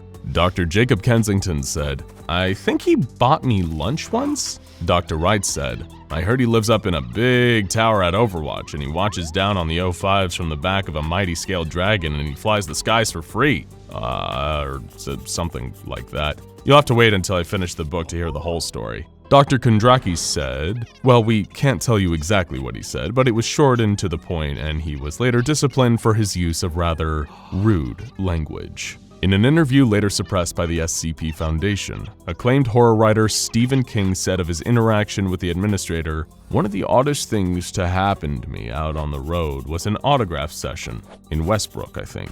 A larger gentleman approached the table with a copy of The Stand, said he was a big fan. Now I think I might have been a little crazy here, but when I looked at his hand holding the book, it was green. I asked if he was okay and I looked up into his eyes. They were green too. He said he was fine.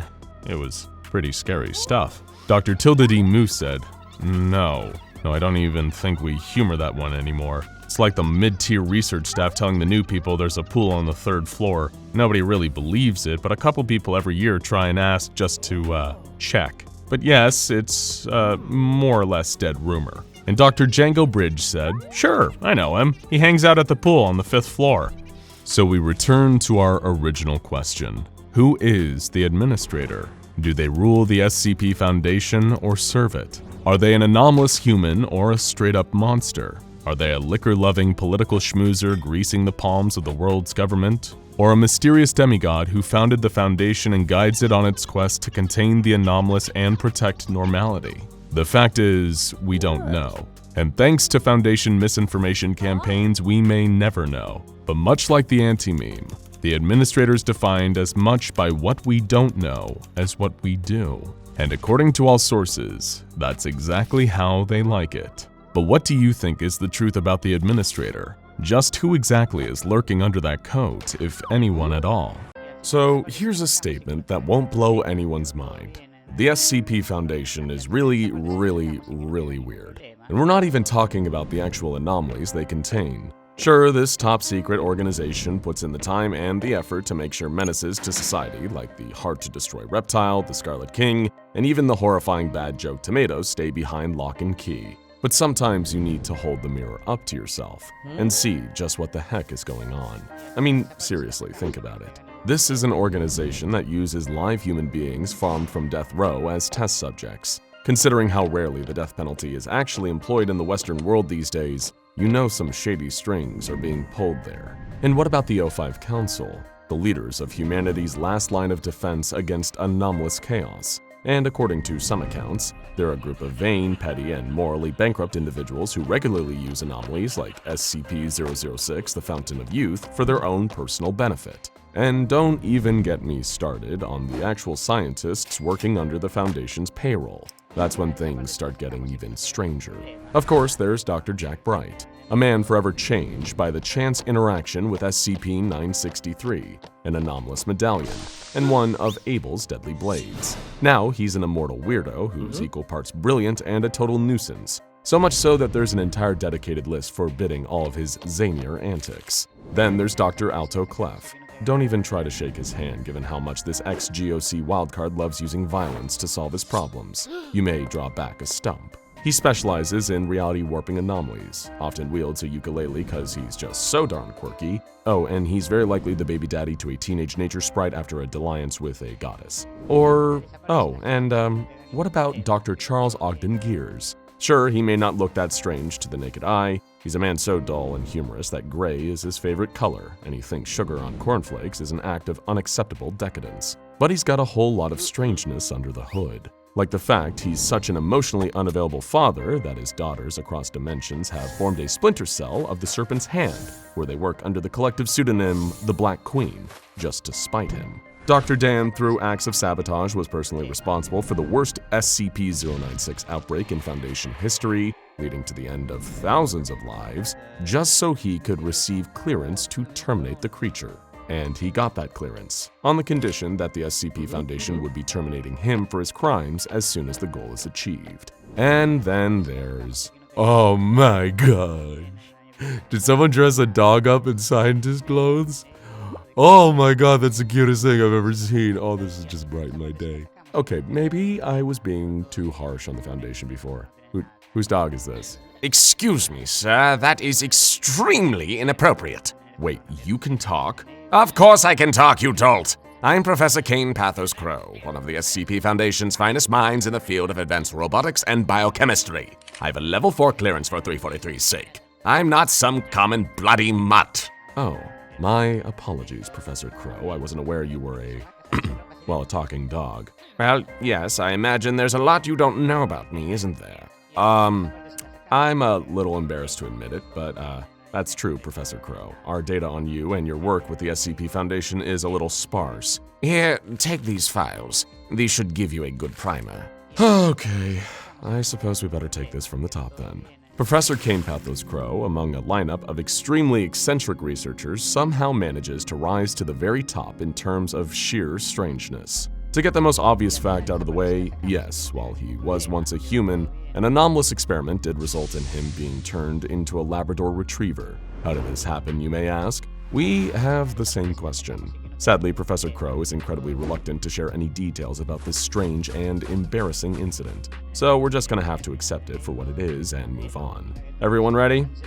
Okay, good. Despite his strange appearance, Professor Crow is actually one of the more scientifically qualified of the Foundation researchers. It's no surprise that, because of this, he has a relatively close working relationship with Dr. Gears, so much so that he still refers to Gears by his early Foundation codename, Cog, a reference to both the legendary Stern Doctor's initials and a pun on his iconic surname.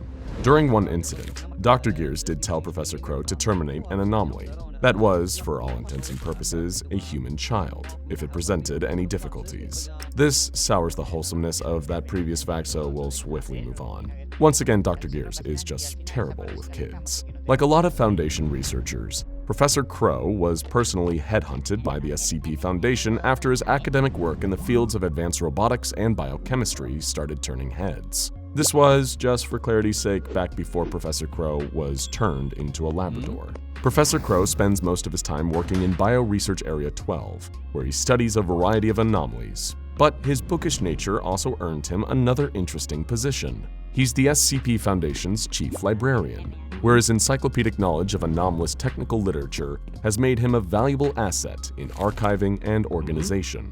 This balances out some of Professor Crow's indiscretions. It is important to specify that Professor Crow is genuinely a well-liked figure among his SCP Foundation coworkers. After all, who wouldn't love to work with an adorable dog in a lab coat and glasses all day? But it's also important to note that he is also somewhat mistake-prone, with a number of these mistakes putting him in the crosshairs of his superiors. Professor Crow has come close to outright termination several times, perhaps the most out of any prominent researcher currently working at the Foundation. However, to keep himself out of the same dead man walking category that the thoroughly unpleasant Dr. Dan currently finds himself in, Professor Crow has a few aces up his sleeve. Firstly, he's got friends in the administrative department willing to pull a few strings to keep him out of harm's way. Hey, maybe they're just very ardent dog lovers up there. The other thing that's kept him from being turned into an extremely overqualified chew toy for SCP-682 is the contents of his brilliant brain. On many of the occasions where the O5 Council have considered terminating him, he's demonstrated the fact he possesses vital and often irreplaceable knowledge, saving his furry skin. A perfect example of the kinds of strange scrapes that Professor Crow gets himself into is the incident in 2009, where, without even realizing it, he somehow traveled through time and scared the living daylights out of everyone. The details are best expressed here in Professor Crow's own dictated notes. 1802-2009. In all my years working here, there have been few things which have irritated me. Caused me physical harm, yes. Caused me undue stress, yes. Caused me innumerable amount of mental distress, yes. But few things have just irritated me. Time travel is one of them. I went to bed on the 15th of January, year 2009 at 1:30 a.m. I woke up on February 18th at 9:26 a.m. of the same year. I hadn't moved, I had only 9 hours of sleep, and to me, nothing had happened. Then, after a slightly confused day amidst the many cries of, "I thought you were dead," among other things I might add, I discovered that I had been missing for the past month and 3 days. In that time, Sophia had completely taken over my duties, though she had halted all of my personal experiments and was trying her utmost to relocate me, while keeping my disappearance from the higher-ups. Apparently, Data expunged. leaving me to sleep in a small self-contained bubble of Data expunged. and making at least Data expunged. which was eventually ruptured by Data expunged. and sending me back to this phase of space and time. Needless to say, I was slightly irritated, to say the least. 24/02/2009. Bah. They've had me in quarantine for nearly the past week, observing me and running tests to see if they can find any sort of strange abnormalities with my physiology, my behavior, my anything. If I had one more hand shoved up my nether regions, or I'm forced to look at one more bloody ink blot, I'm going to flip out and go rabid. They'll say they'll stop the quarantine soon, and Sophia says the higher-ups still haven't caught on to anything. And I suppose I'm lucky in that count. Normally, the only time they quarantine something is when it's too dead to be any sort of immediate security hazard. Still, I guess I can see where they're coming from. If it were my decision, I'd probably force a quarantine too, and probably for longer. At least they had the decency to give me my clothes, my PDA, and someone to dictate to. 12/03/2009. I'm still here, and I hate it. Day in, day out, it's the same thing. Get up, eat, exercise, then simple observation until lunch, then more observation until dinner, then lights out. I'm not allowed anything other than the things I already have, and even then, I only got those because Sophia felt bad for me. I'm only allowed to use them every day for an hour at most. Otherwise, they're also in observational storage. All this wasted time that I could have been doing something constructive, something useful, something interesting, but no. I'm stuck here because of a wry twist of fate, forcing me into this monotonous hell. They keep telling me I'll be let out soon.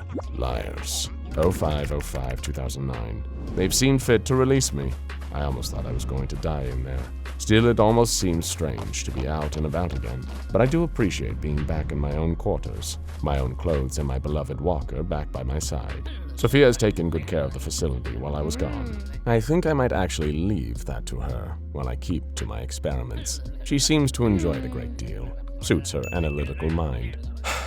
All of my personal experiments are still waiting for me, with the exception of the 040 test logs. They simply haven't posted their findings yet, stating that they needed my approval first. So I'll have to pore through those the first chance I get. I'm interested in the progress she may have made. Still, there is a good deal of work to be done, and I am more than ready enough to take it on. After all, I have to make up for lost time, don't I? It's clear that life isn't easy for poor Professor Crow. Much like Dr. Bright after experiencing the mysterious event that turned him into a dog, Professor Crow is both a researcher and an anomaly.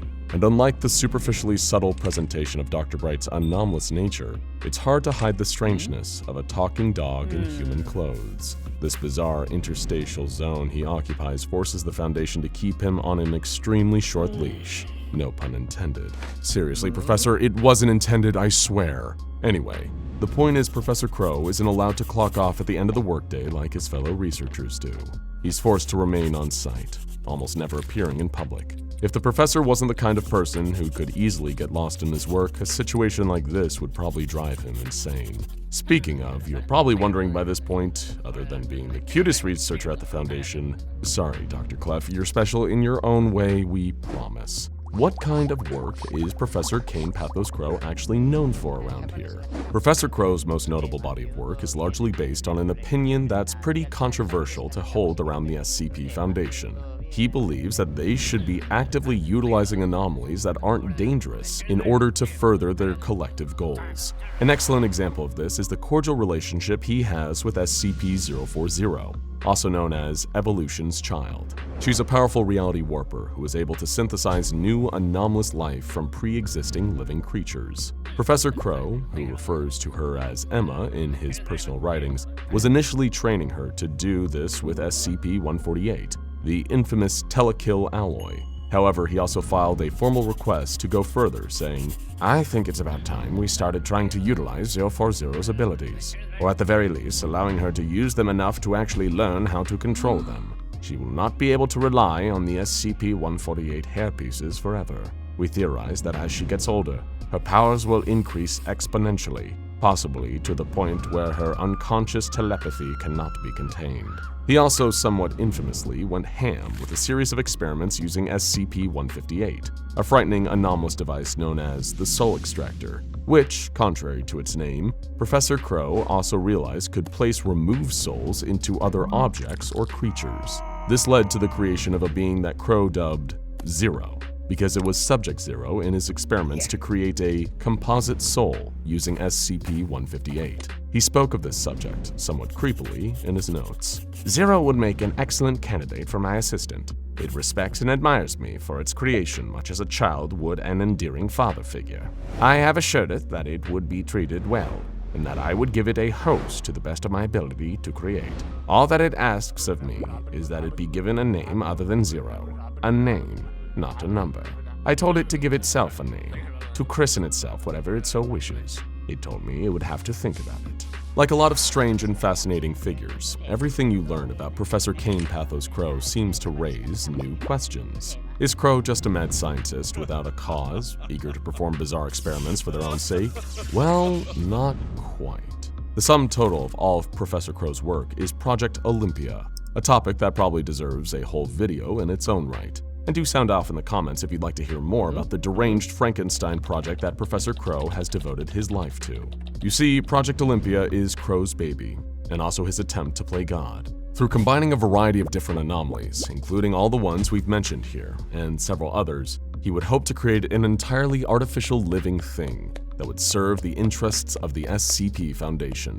How exactly this would be beneficial to the SCP Foundation is, admittedly, a little confusing, but seeing this goal through to its conclusion has become an all-consuming obsession for Professor Crow. He's performed countless experiments with a huge catalog of anomalies under the Project Olympia umbrella. He's written reams upon reams of notes and logs on the subject, and produced a huge number of prototypes. He's also used Project Olympia as a pretense to remove even more souls using SCP-158, because that just appears to be a strange obsession of his, doesn't it? Incidentally, we aren't the only ones confused about the exact purpose and value of Project Olympia.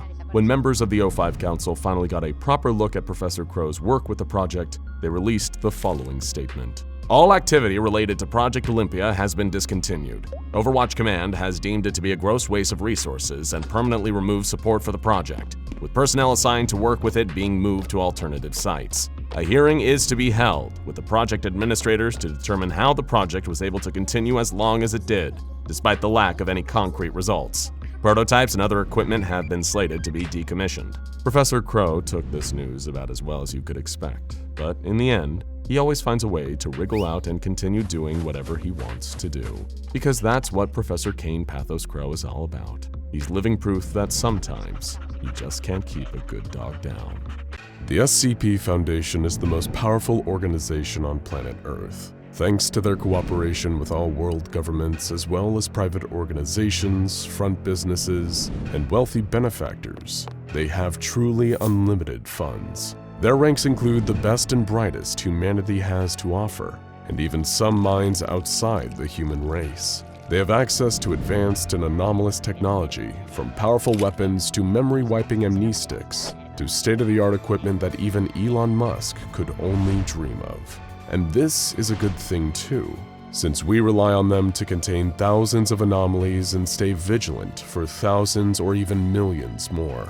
Everything from immortal lizards to supernatural sarkic flesh viruses to bona fide reality-warping demigods like the Deer, the Gate Guardian, and the legendary Scarlet King. And who sits at the tip of this mighty pyramid, delegating to everyone below and keeping the wheels turning on this impossibly large behemoth of a group? Of course, it's the O5 Council, a group of 13 humans with so much money and institutional power. They're the closest a non-anomalous figure can come to being a god. Also commonly known as O5 Command, the Overseers, and the Overwatch. People below level 2 clearance at the Foundation have no idea who they are, or if they even actually exist. Those at level 3 and 4 know just enough to be terrified of them, and little else. Between them, they know every single secret kept by a foundation known for utmost confidentiality. They are the hungry spider at the center of this web of monsters, magic, backstabbing, and espionage, noticing even the tiniest of vibrations on their silk strings. Nothing about the O5 Council is simple or straightforward. Of the information out there and available about them, there's really no way to know just how much of it is intentional misinformation put out there to protect their secrets. It's said that they use complex layers of pseudonyms and body doubles. Some say that each number in the council actually represents several different people using the title. Some say there are far fewer members than 13, and these are just a series of smokescreens to avoid detection. Some even say to avoid total capture or assassination, at least one member remains in a space station orbiting the Earth at all times. Today we're going to tell you what we know. Perhaps it's true, perhaps it isn't. But as with all things regarding the O5 Council, it's certain to be fascinating either way. We're going to look at the Council's role in the Foundation, the kind of staff and the mobile task force that works around them, and some of the scattered and often contradictory theories about the identities of each of the 13 members of this exclusive Foundation cabal. We hope you have your level 5 clearance too, or we both might not make it to the end of the video. This is the SCP Foundation's O5 Council. Like a lot of secret organizations, the Foundation goes to great lengths to make sure their forbidden knowledge remains secret. That's why low-level junior researchers, guards, and janitorial staff aren't privy to where all the bodies are buried, both literally and metaphorically speaking. The Foundation has 5 levels of security clearance, and the O5 Council and their select staff are the only ones who are at security level 5, also known as Thaumiel clearance. O5 Council members are also considered Class A Foundation staff, meaning they are of critical value to the operations of the Foundation. As such, they're not permitted to interact with any anomalies for fear of corruption, alteration, or death. Though, of course, seeing as they're the most powerful people on Earth, they don't always follow their own rules on this one. In the event of an emergency, their evacuation and transportation to a designated safe zone becomes a top priority to all Foundation underlings. They rarely, if ever, interact with the majority of the Foundation, instead favoring to use a vast network of messengers and go-betweens for security purposes. Much like the US Supreme Court, being a member of the O5 Council is supposed to be a lifetime appointment, and the death and/or replacement of a member of the O5 Council is considered a truly extraordinary event. On occasion, there have been rumors of the O5 members performing power moves and killing their own colleagues to consolidate control. This type of event is thought to have been the ultimate fate of Dr. Jack Bright's father, who supposedly ascended to the position of O5 in hopes of freeing his anomalous daughter from containment. Rumor has it that he was assassinated by his fellow council members and replaced for his trouble. While the O5 Council aren't meant to interact with any anomalies, this isn't always the case in practice. It's possible that members of the O5 Council make regular use of their access to SCP-006, a small well whose water has the ability to cure disease and imbue vitality, health, and longevity in anyone who drinks it. It's believed by some that as a precaution against such potential attacks from powerful reality warpers and CK-class reality restructuring events, each member of O5 carries a small charm made from the flesh of a deceased but immensely strong reality warper. This supposedly creates a pocket of dimensional stability around them wherever they go. While it's believed that all members of O5 Council are fundamentally human, it's possible or even likely that many of them have experienced anomalous alterations during their ascent to ultimate power. They're also said to surround themselves with a number of powerful, anomalous individuals for protection, which leads us nicely to our next point. Who works directly with the notoriously private and inaccessible O5 Council? Let's take a look. First, the O5 Council's muscle, Mobile Task Force Alpha-01, appropriately nicknamed the Red Right Hand. These are the best of the best, handpicked for both skill and absolute loyalty to the Council. They work with an extra layer of secrecy and accept their orders directly from O5. If the O5 Council decides it doesn't care for you, then the red laser dot that appears on your head an hour later is attached to the rifle of a red right-hand operative. This is a group with a checkered past though. Many of their members are believed to have splintered from the group to form the Chaos Insurgency, a group in direct opposition to the Foundation. Though if you ever bring this up within earshot of a member of the O5 Council, your likelihood of going mysteriously missing shortly after is extremely high. But it takes more than just guns to keep the Foundation's mission moving forward. The figure who represents the interests of the O5 Council on the world stage is known simply as the Administrator. This mysterious, eccentric, and likely anomalous figure is the powerful mouthpiece of the Council, and it's a role that's been held by a number of people since the Foundation was first founded. The other staff assigned to the O5 Council are sometimes referred to as the Factorum, and these are some of the only people outside of the O5 Council occasionally afforded level 5 clearances. These bodyguards and personal assistants are often immensely powerful, both in the sense that they wield a great deal of institutional strength, and that they're often powerful anomalies themselves. Don't expect just anyone to get elected to these positions after all. Only the very best get to work in close proximity to the O5 Council. So this leaves us with the big question. Who exactly are the O5 Council? The short answer is that we don't know for sure, and that the information we do have about the 13 most powerful people in the world is often contradictory and strange. First, we have O5-1, often considered the most powerful of the entire council. Many believe that O5-1 is one of the occult holdovers from the member organizations that first started the Foundation. And if that's true, O5-1 is likely to be at least 200 years old. They've been able to survive to this age thanks to magical or anomalous intervention. The race and gender of O5-1 varies between accounts. O5-2 is considered to be one of the more actively anomalous of the O5 Council members, while accounts split on whether they are male or female. Consistent elements and stories about them paint the picture of an elderly person with clues to a mysterious past, like having crucifixion scars or consistent ties to Dr. Sophia Light, a holdover from an erased timeline. O5-3 is consistently seen as male and largely seen as being of European descent, regardless of the other details shared. He's generally considered to be extremely intelligent, as well as one of the nicer members of the council, acting as a kind of conscience for the others. O5-4 is another figure considered to be most likely male, and the circumstances of their entrance into the council are generally considered to be rather spectacular. Whether you believe the story that they got in by killing the previous O5-4 during a hostile takeover situation, or that they were the first to collect the entire Little Mister series from Dr. Wondertainment. O5-5 is also most likely male, and some accounts consider him to be one of the more front-facing members of the council. He's more likely to interact with the public than others, and it's speculated that he's the one who runs the vast network of front businesses regularly used for cover by the Foundation at large. O5-6 is most likely male, and probably of European descent. His reputation is mixed though. Some speculate that he was formerly the Foundation's top field agent, while others believe he's a puppet of the Global Occult Coalition, one of the Foundation's rival organizations. To some, he's known as the Cowboy. Some believe that O5-7 is a woman of South Asian descent. She's said to be a charismatic master tactician and plays a crucial role in selecting and hiring the elite staff that work around the O5 Council. O5-8 is one of the more mysterious figures, even among the already extremely secretive O5 Council.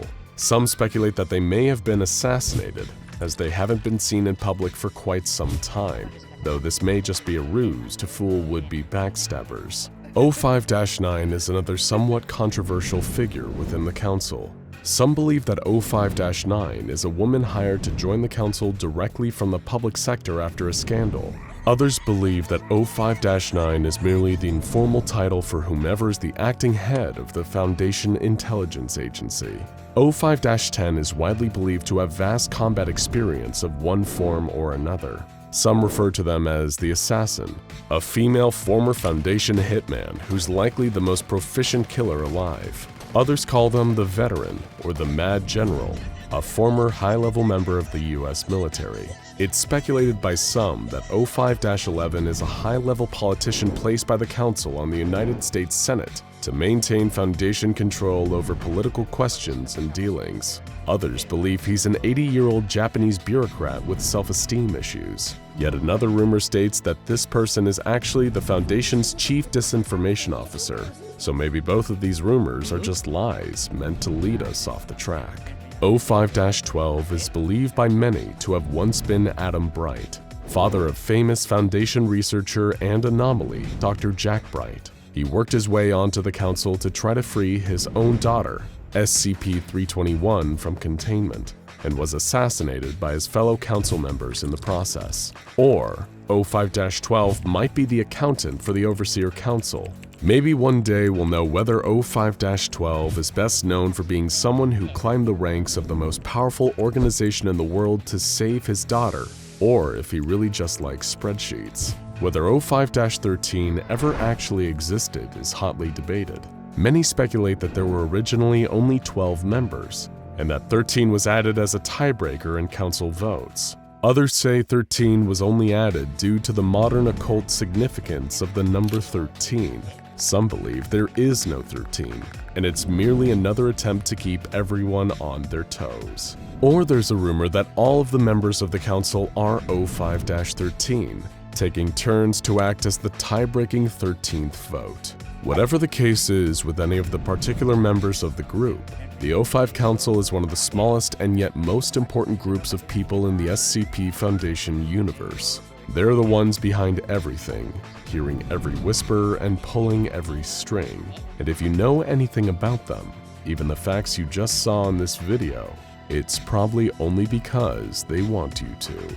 When a hyper-aggressive lizard or an evil living cow heart starts rampaging through your town, or a sinister salesman turns up in your home, who you gonna call? Hint, it's not the Ghostbusters. The answer is the SCP Foundation's Mobile Task Force. You probably heard them mentioned in every single video on this channel, but what exactly is a Mobile Task Force? What do they do for the SCP Foundation? And what are some of the most famous Mobile Task Forces in the field? Let's crack open the files and take a look.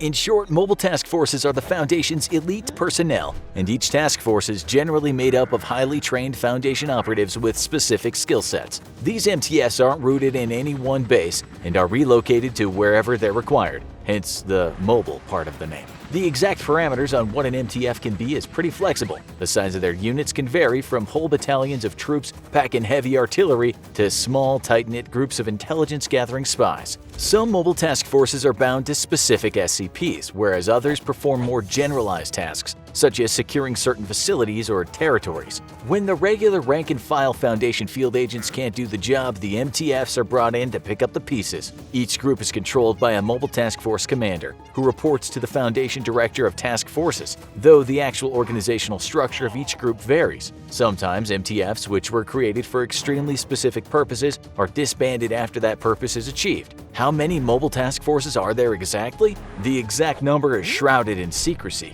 and oftentimes the answer will depend on who you ask.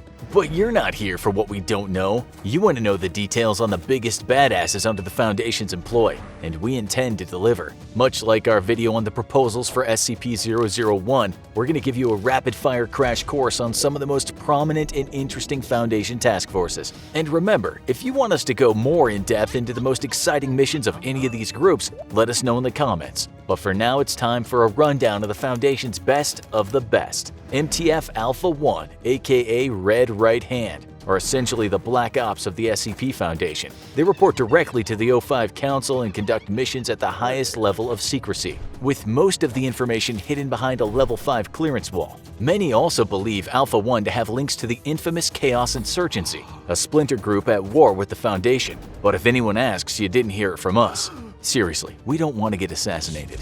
MTF Alpha-4, aka Pony Express, are a covert group deeply embedded into the world's logistics and postal services. The trafficking of anomalous objects is a worldwide issue, and it's up to Alpha 4 to intercept and keep a lid on those anomalous objects before they fall into the wrong hands. Think of them as a better-funded paranormal USPS police division. One object they've prevented from reaching the public is SCP-3060, a series of CPAP machines that cause nighttime visions of frightening entities. MTF Omega-7, aka Pandora's Box, was an experimental task force which incorporated the use of highly combat-effective SCPs, including SCP-076, better known as Abel. The test showed initial success, but after they ran out of missions, Abel's bloodlust proved to be too great for the team to control, and the experiment as well as the task force were scrapped. However, this led to the creation of MTF Alpha-9, aka Last Hope. This is a mobile task force designed to train viable SCPs to provide services to the Foundation out in the field. This group has learned the lessons of its predecessor and has employed the use of more measured and reasonable anomalies. Those include SCP-073 or Kain, the much more even-tempered brother of Abel. MTF Beta-7, aka the Maz Hatters, are the elite cleanup crew for anomalous biohazards, chemical spills, and radiological disasters. So if an area suddenly looks like it's going to become Chernobyl's scarier sequel, or an anomalous fast-spreading disease is wreaking havoc over a wide area, the Maz Hatters are the guys to call. They worked closely on the containment of SCP-1280, a kind of parasitic nematode worm that often injects false memories into their victims. MTF Gamma-5, aka Red Herrings, are the Foundation's chief disinformation division. They prevent the leaks of classified info to the public, and on the rare occasions that this information does somehow get out, they're in charge of burying it and administering necessary amnestic treatment to those affected. It's a thankless job, but you won't remember they did it either way. They gave amnestic treatment to the traumatized victims of SCP-1618, a malevolent urinal which replaced the user's valuables with disgusting alternatives, from toilet paper to pig intestines. MTF Gamma-6, aka Deep Feeders, investigate and track deep-sea or oceanic anomalies, a job that commands the ultimate respect from people with thalassophobia. That's the fear of the deep ocean. If something terrifying and mysterious is stirring down there in the abyss, you better believe Gamma-6 are going to be the first ones down. They keep a close eye on a number of anomalies such as SCP-1264, an underwater amalgamation of sunken ships eager to drag down more vessels and add them to its mass. MTF Gamma-13, aka Asimov's Lawbringers, are a specialized task force devoted to investigating, tracking, and apprehending anomalies originating from Anderson Robotics, a group of interest that produces anomalous robots and machines. This includes examples of SCP-2806, a number of advanced anomalous prosthetic body parts that wish to attach themselves to a lacking host, whether they want it or not. MTF Delta-5, aka Frontrunners, are a large group of autonomous deep cover agents buried in various groups of interest across the globe. It's their job to gather intelligence from within to aid in the apprehension of anomalies before these groups can get their hands on them. They also sometimes make use of anomalies to track down others, such as when they requested to use SCP-185, a Russian R-105M radio used during the Cold War that can receive signals from any time period, including encrypted ones, but can also emit sound waves so powerful they can literally kill you.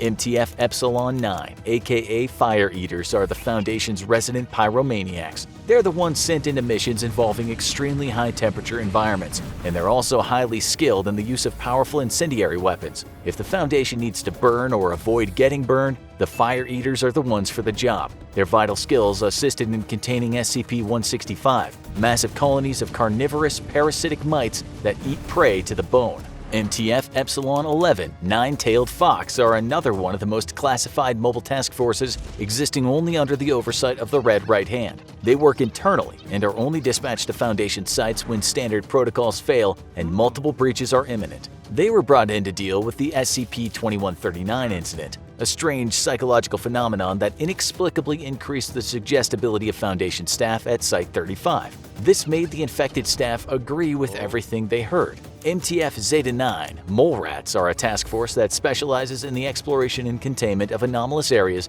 that are either enclosed or underground, particularly if, due to the effects of the anomaly, the space-time fabric of the area is unstable. You may remember them from our series on SCP-1730, the mission into and out of the anomalous Site-13. MTF Eta-10, aka See No Evil, are a team that specializes in taking on dangerous memes and cognitohazards that affect the victims through visual contact. One example is SCP-1561, a crown that when worn causes all those who see the person wearing the crown to imagine the wearer as their king and immediately adopt positions of servitude. while MTF-ETA-10 aka Savage Beasts serve the opposite purpose. They deal with musical or auditory anomalies and any cognitohazards that work through the medium of sound, like SCP-2402, a chord progression which can regenerate old or dying cells. MTF-Theta-4 aka Gardeners are a crack team of agents who face off against any botanical or plant-like anomalies. Their skills were put to use against SCP-1147, a collection of plum tree seeds which can grow out of literally any substance, even ones that are totally inorganic. MTF-Theta-90 aka Angle Grinders are a team that specialize in two of the most frightening things out there: anomalies and math.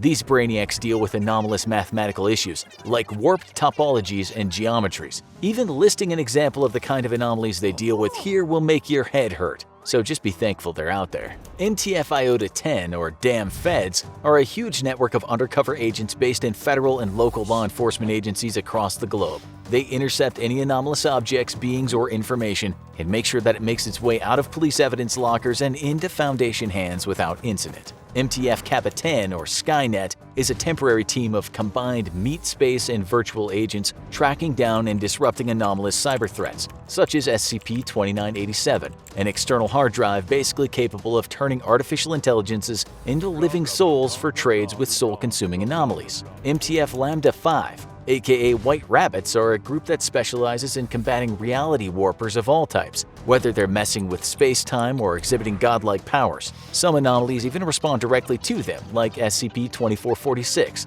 a phenomenon where corpses often identical to living White Rabbits team members suddenly manifest around San Jose, California. MTF-Lambda-12, Pest Control, are a group of agents who exclusively go after anomalous vermin. Incidentally, they're one of the only MTFs who've never lost members in the line of duty. Their purview includes SCP-2810, an anomalous pathogen that causes the victim's cells to become tiny versions of their own species, like a human cells becoming cell-sized humans. MTF-Lambda-14, One-Star Reviewers, are a task force that deal with retail-oriented anomalies. Their main focus has become combating a sinister group of interest known as the Ambrose Restaurant, a chain of extra-dimensional restaurants with strange and anomalous food and service. MTF-Mu-3, aka Highest Bidders, is a mobile task force devoted to preventing the group of interest, Marshall, Carter, and Dark Limited, from disseminating dangerous anomalous objects and then obtaining and containing these objects. One such object is SCP-2818, a number of 50 cal sniper rifles that, when fired, turns the shooter into a bullet and fires them. MTF-Mu-4, aka Debuggers, are particularly useful in the modern age as they track and contain anomalous electronics and technology, including isolating and containing anomalous websites and software. One of the anomalies dealt with by the Debuggers is SCP-896, an online role-playing game that improves the physical and mental attributes of the player when they name their character after themselves. Remember when we said you didn't need to call the Ghostbusters? Well, that wasn't entirely true. Sometimes you need to get MTF-Mu-13, aka Ghostbusters, on the line, since they're an MTF whose specialty is tracking intangible or incorporeal anomalies, particularly those considered sapient or sentient, and they're on call 24 hours a day to serve all your supernatural containment needs, like when you're plagued by SCP-1036, which are a number of haunted Congolese fetish dolls. MTF-Nu-7, aka Hammer Down, are the ones you need to call when you need real heavy-duty work. They're a huge force with a massive stock of army vehicles and heavy weaponry,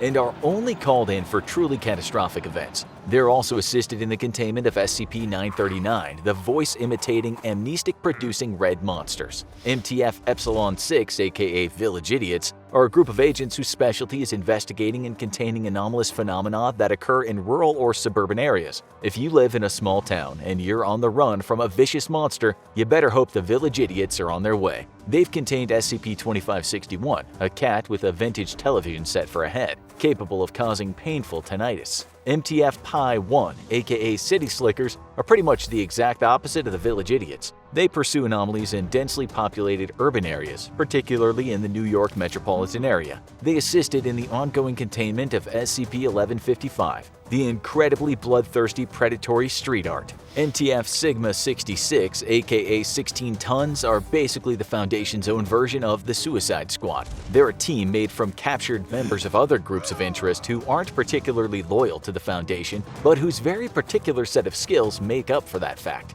MTF Tau 5, aka Samsara, are another group you might remember from the events of SCP-1730. These are a group unlike any other, immortal cyborgs made from the flesh of a dead god, who can be upgraded as needed. They're equipped with experimental and state-of-the-art Foundation technology to take on thaumaturgic, magical, and psionic threats. MTF Psi-7, aka Home Improvement, is a team specializing in structural anomalies. In plain speak, they deal with anomalous activities concerning buildings, containing, and sometimes even demolishing when necessary, with a variety of heavy artillery. For example, they counteract the nightmarish SCP-3050, a building in North Carolina that once a year fuses all living matter inside its own structure on an atomic level.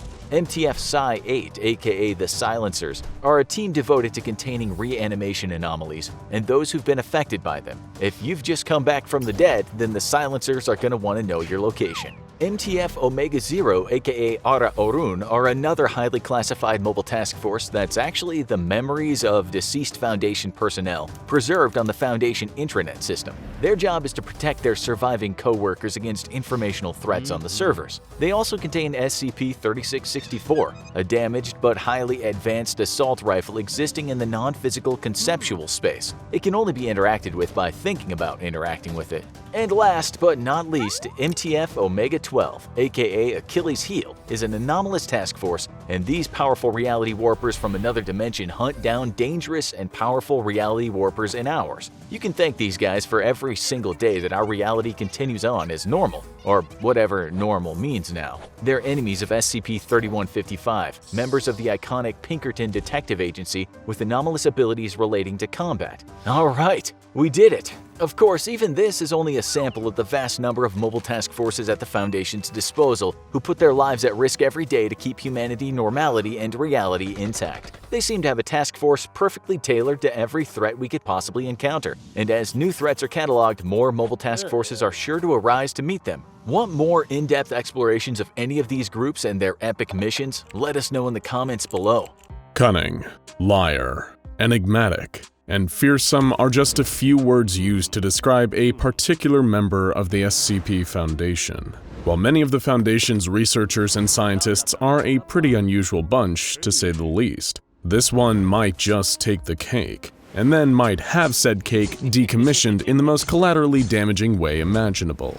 Similar to the infamous Dr. Bright always switching bodies, appearing with all manner of ever-shifting faces, genders, and even species, this particular Foundation department head is also no stranger to never looking the same way twice. In his case, he can't be photographed properly, at least not by any conventional means. Thanks to some unknown anomalous augmentation, any pictures taken of this researcher will have the face swapped with that of a random animal.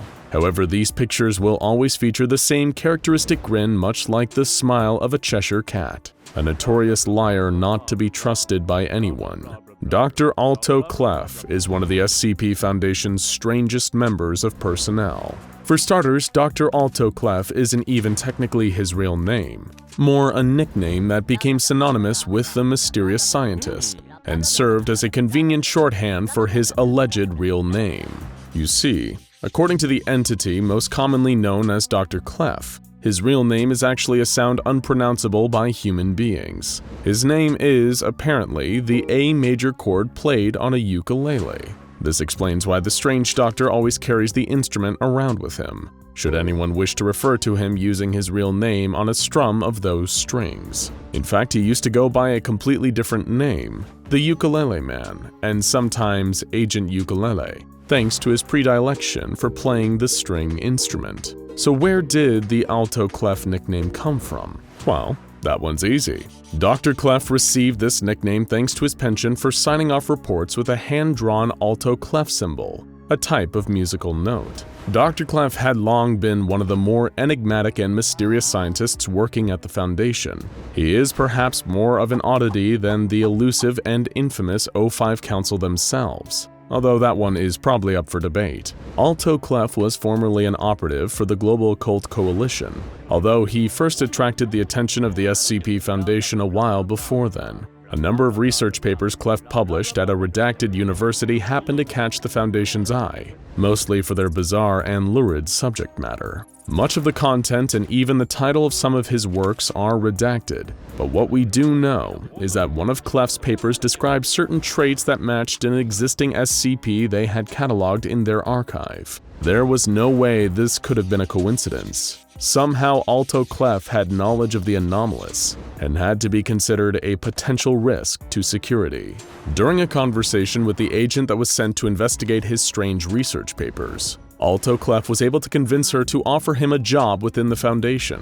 It seems exceptionally unusual that Clef was able to pull this off, as most women working for the SCP Foundation have reported that the man possesses a positively slimy personality. So, why even bother to hire this guy if he seems to be such a creep? Well, it turned out that the acquisition of Dr. Clef wasn't without its advantages, namely the capture and containment of SCP-447. This SCP, for anyone who might be unfamiliar, is an anomaly in two parts. The first, SCP-447-1, is a sphere composed entirely of a green, slime-like substance. It's warm to the touch, the same sort of heat as an ordinary human body, and has no adverse or harmful effects on anyone that comes into contact with it. SCP-447-2 is a viscous green slime that is excreted by the main ball. This excretion can be eaten or can increase the fuel efficiency of gasoline by 150% when they are mixed. The sphere and the substance are only known to be harmful when they come into contact with dead bodies, although what exactly occurs when this happens has been redacted by the O5 Council. Nonetheless, Dr. Clef was reportedly instrumental in retrieving SCP-447, and given the usefulness of its slime to the Foundation, the Doctor had in turn proved his own worth. The consensus seems to be that, while his personality might be annoying or even outright repulsive in some instances, Clef is still able to perform his job with precision and competence, making the Doctor a useful asset to the SCP Foundation. During his time there, Clef became well known for being somewhat of a gun enthusiast as well. In fact, he earned his own brand of infamy for his habit of brutally decommissioning dangerous SCPs, and you can probably guess what we mean by that. In other words, Clef established himself as the Foundation's go-to executioner. Sometimes he's a little too good at his job, though.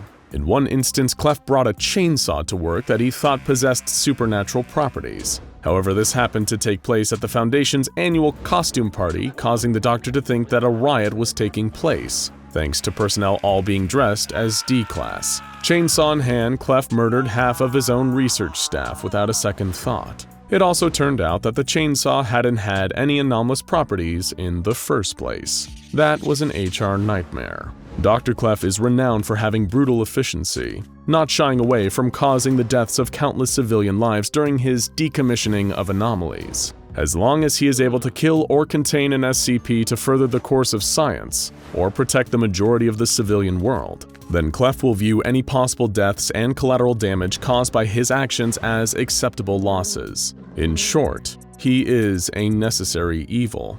But perhaps Clef's best-known attempt at decommissioning an anomaly was during the SCP-239 incident, also known by the nickname of the Witch Child. SCP-239 might appear to be a harmless 8-year-old child, but she's actually a powerful reality-bending anomaly with impervious, indestructible skin. Her capabilities are almost limitless, and she can influence the world and people around her in virtually any way that she can imagine. As long as she is conscious and can see her surroundings, SCP-239 can create living matter or make it disappear, wishing things into or out of existence with as little as a simple thought. Or as her file in the SCP archive puts it, if she can see it, she can change it. Although SCP-239 was being contained by the Foundation, given a pre-approved list of spells that she was allowed to perform and kept calm at all times so she wouldn't think to cause harm to herself or anyone around her, Dr. Clef didn't think that this was adequate enough.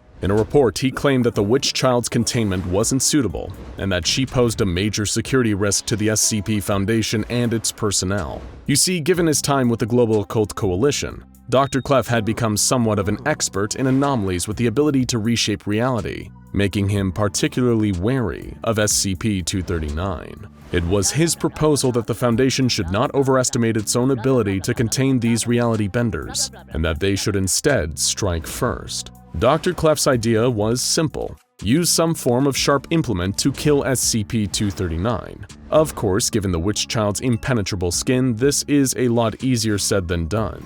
But Clef had a few solutions handy to work around this. Firstly, his plan was that this decommissioning would be carried out at night when SCP-239 was asleep, and as a result, her reality-altering powers would be neutralized. Second, the implement used to kill her would be made out of SCP-148, the telekill alloy.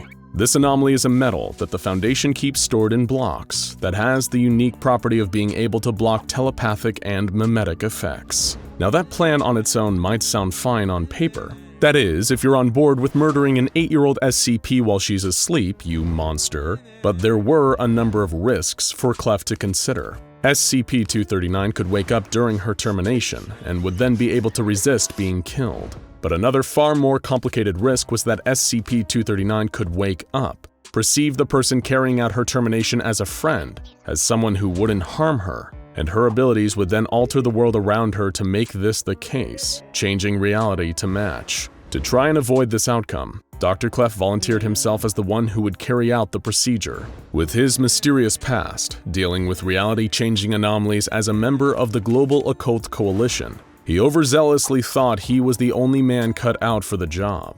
However, in his arrogance, Clef made the fatal mistake of transmitting his plan openly to Foundation personnel, instead of using secure encrypted channels. You see, over time, SCP-239 had formed bonds with a number of the Site-17 staff that had been assigned to her, regardless of whether staff members had sympathy towards the girl, or because her perception of them had altered reality and bent their intentions. Dr. Kondraki had to step in and intervene. And of course, this led to an altercation between the two.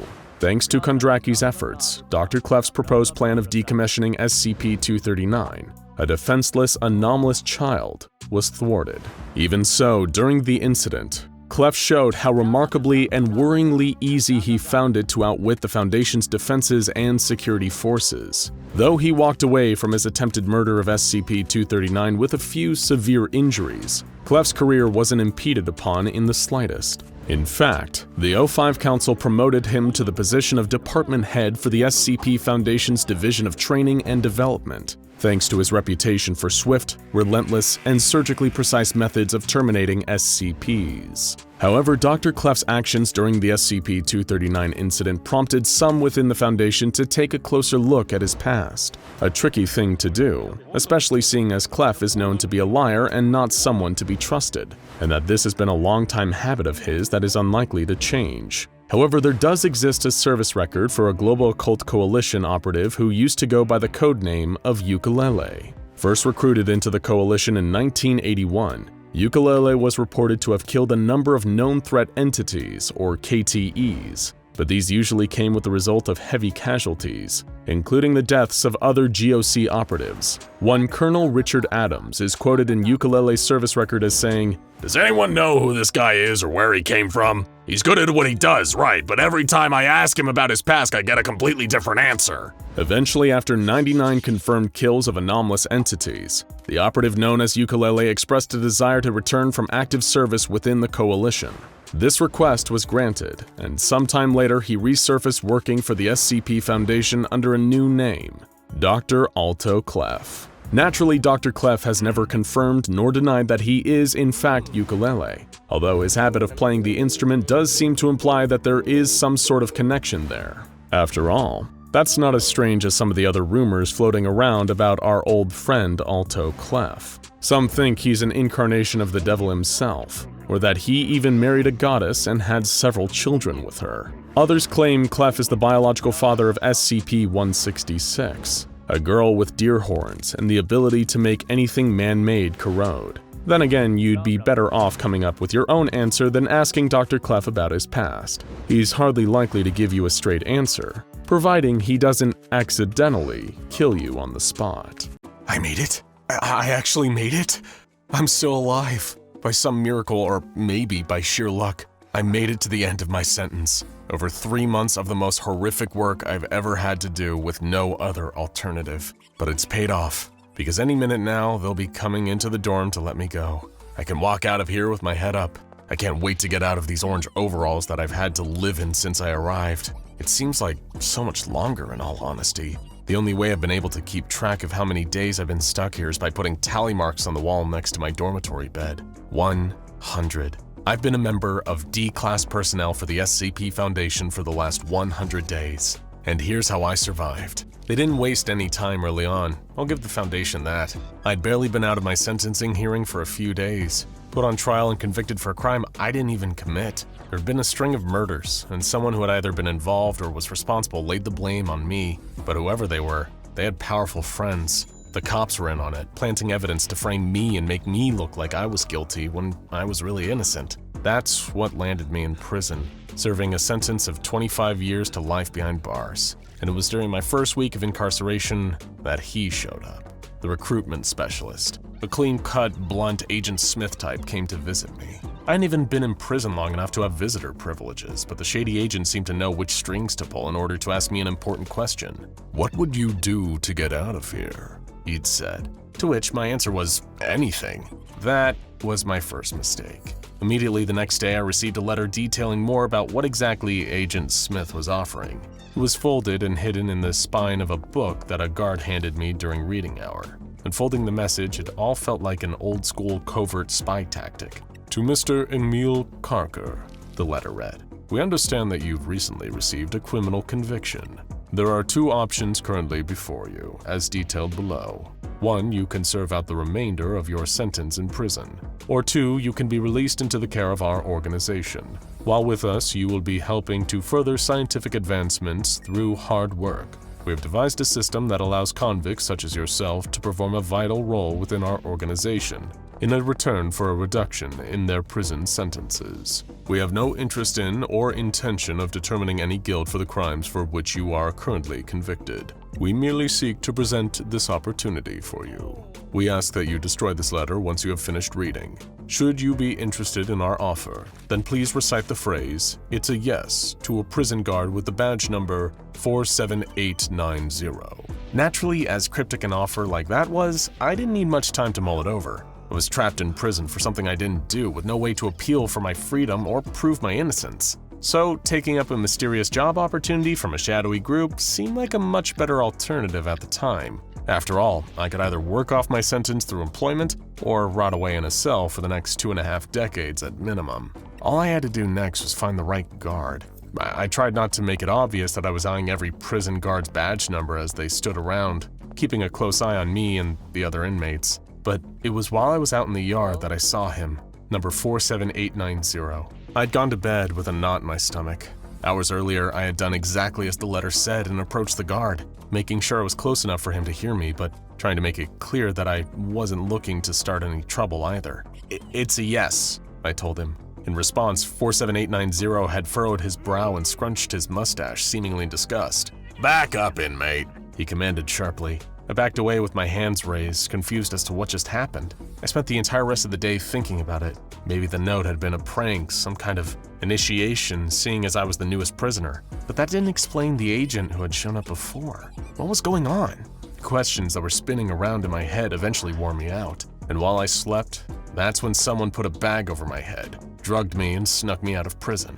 When I woke up, I was somewhere new, a room filled with other convicts. Although not many of them seemed to have come from the same prison I had been sentenced to. Plenty were sporting different jumpsuits, but their gruff demeanors told me all I needed about them.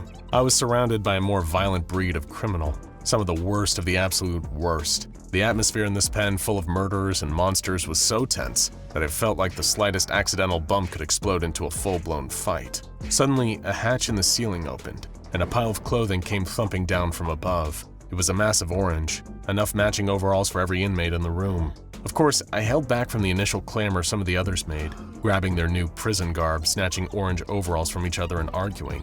When I eventually got mine, I noticed an unfamiliar logo emblazoned on the front of the uniform. After being made to wait a whole day in the pen, the other prisoners and I were filed out of the room by heavily armed security guards. We were all directed towards a hall. Nobody was daring enough to challenge the officers, even the more violent among the prisoners. I spotted that the guards' uniforms bore the same insignia as the overalls we'd been made to wear. It must have been the logo of the mysterious organization that had offered me employment. We were given an orientation talk led by someone who introduced themselves as a junior assistant researcher.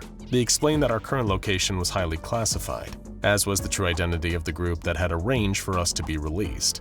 All we were told was that this was an unspecified form of research facility, and that we had to cooperate with the facility staff if we wanted to secure our release. It seemed straightforward enough, although the junior assistant researcher seemed to make a lot of jokes about us dying during these tests. I think they hoped it would alleviate some of the tension. It didn't. After sitting through the orientation talk, I still had more questions than answers. The one thing I had learned was that being tattooed hurt. Exiting the hall, the other prisoners and I had been directed to get a designation number tattooed on our wrist and across our chest. When someone had asked why the chest, the researcher conducting orientation had answered, "Well, in the event of an explosion, it's most likely that it will be the largest intact chunk of meat left." This was another one of their jokes. Still feeling sore as my tattoo healed, I read the number now permanently inked onto my body. D2152. D-class personnel. That's what they called us now. We were directed into a dormitory, a lot less cramped than my old cell. But still, being surrounded by violent criminals when I knew I didn't belong there, it felt no less isolating. One of them, who took the bunk next to mine, introduced himself to me as Shiv. Worried he might try to kill me, I did my best to be friendly towards him. Shiv and I didn't exactly bond, but more sprung up conversations because there was little else to do. I was still worried about some of the flippant comments made about all of us dying, until he pointed out something far stranger. "Don't you wonder why they're making us all wait?" he asked. And the moment he mentioned it, I did start to wonder about that. It seemed odd that this organization had wasted little time in getting us all here. It'd only been a week ago that I entered my prison cell for the first time, and now I was here. "I think it's their way of telling us," Shiv went on, "that we aren't here to be helpful, to be a workforce for them. They brought us all here to die." That comment made me look around and actually acknowledge the people I was trapped with. They were some of the worst criminals imaginable, irredeemable killers. Would this organization really let those people back out into the world after helping out with a few tests? I'd soon find out, because Day 8 was the last before I found myself working directly for the SCP Foundation. I picked up the name from a few places around the facility. Name tags, lab coats, and security uniforms, always with the same logo. Me and the other D-class personnel were woken up early in the morning by a bell and issued with assignments. From the very first day the work started, I noticed that not all the others came back to the dorm at the end of the day. Shiv was one of those. My tasks mostly consisted of cleaning up with a mop, hosing down empty testing chambers that had a worrying amount of blood sprayed all over the walls and floors. The regiments were strict, and I made sure to do exactly what was asked of me to avoid causing any trouble. It felt like a lot like being back in prison, but with the only added caveat of being able to move around the facility, even if it was to go and wipe up the Foundation's mess. Although the other classes of personnel didn't seem to take kindly to my help, making snide comments as they passed me in the hallways. We'd been told not to address the other staff unless spoken to, which was frustrating. I certainly had a few things I would have liked to say to them. After 2.5 weeks without so much as a hint of any trouble,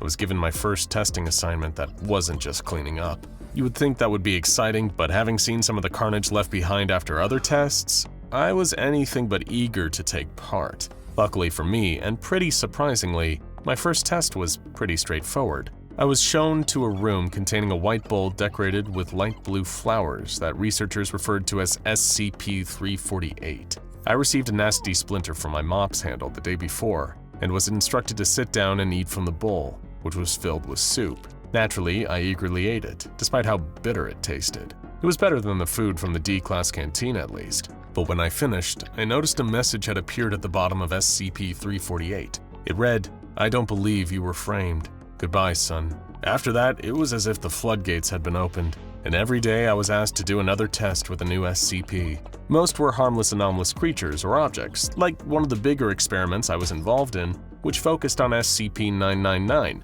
this friendly little gelatinous orange blob. Electrodes were hooked up to me while I just calmly sat in a room with SCP-999. Being around it made me feel great, the best I'd felt since arriving and joining D-Class. Although I did hear one of the other researchers making a comment that SCP-999 was, quote, not ready yet, whatever that meant. Even so, the tickle monster had given me a new positive outlook on my role at the Foundation. It was odd work, but I could find a rhythm to it that would hopefully make the time pass by a little quicker. And if it meant getting out, it was worth all the dirty looks from other classes of personnel. This was an outlook I didn't want to lose. After a month, we were told to take a pill that the guards handed out to us. Something called an amnestic that would make us all forget the previous month. But wanting to hang on to my newfound optimism, I secretly flushed mine down a toilet. In hindsight, I should have taken it. My next big test quickly brought me down a peg. I was handed a katana, SCP-572, and instantly felt like I was unstoppable. The sword made me believe I was a powerful warrior, and if I could maybe fight my way out of the Foundation facility with ease.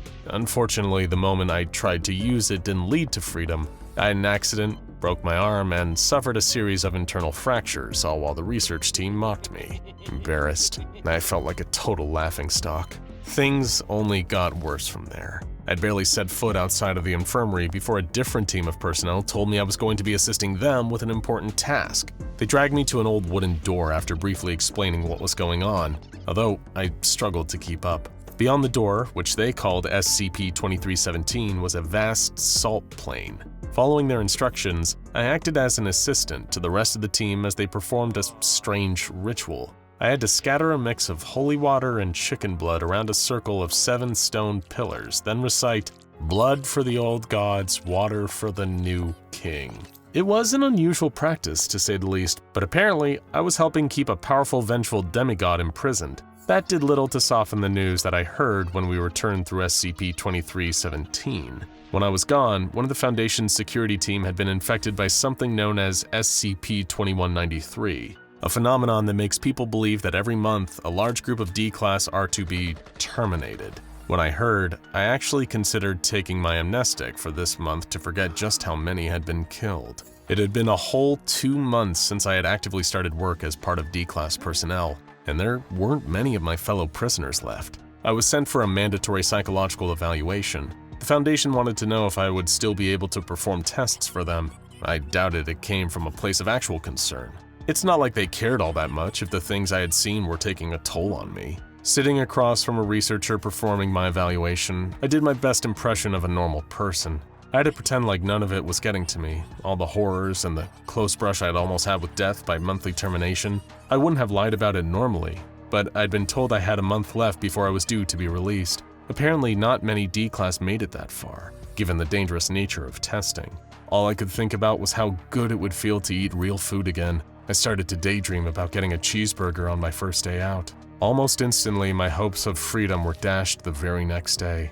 I was told I'd be going on a longer assignment. This time it would be an expedition into an anomalous location called SCP-432. The Foundation researchers outfitted me with a flashlight plus extra batteries. A headset and a microphone linked to their control center were placed over my ear, along with a camera unit mounted on my shoulder. They said it would wirelessly transmit back to them, and they'd see what I saw. I was also given a couple bottles of water, some energy bars, and a few sticks of luminous marker chalk. But when they had said anomalous location, the last thing I'd been expecting was to climb into a rusty metal cabinet. The next 2 weeks were like living inside a nightmare. Inside the cabinet was a huge maze, a literal labyrinth all made out of the same rusted steel of the exterior of SCP-432.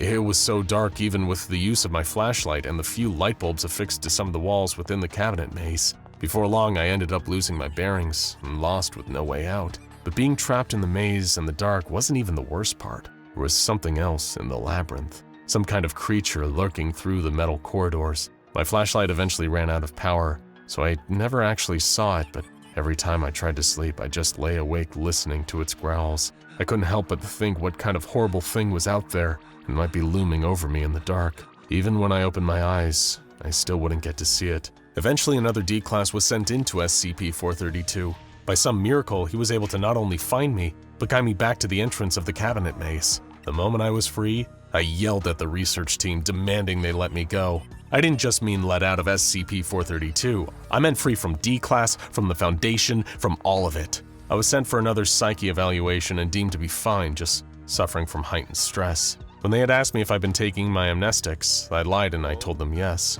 10 days before I was set to be released, and they couldn't help but assign me to one last test. "Don't worry," a researcher sarcastically assured me. "This one will be nice and easy on you.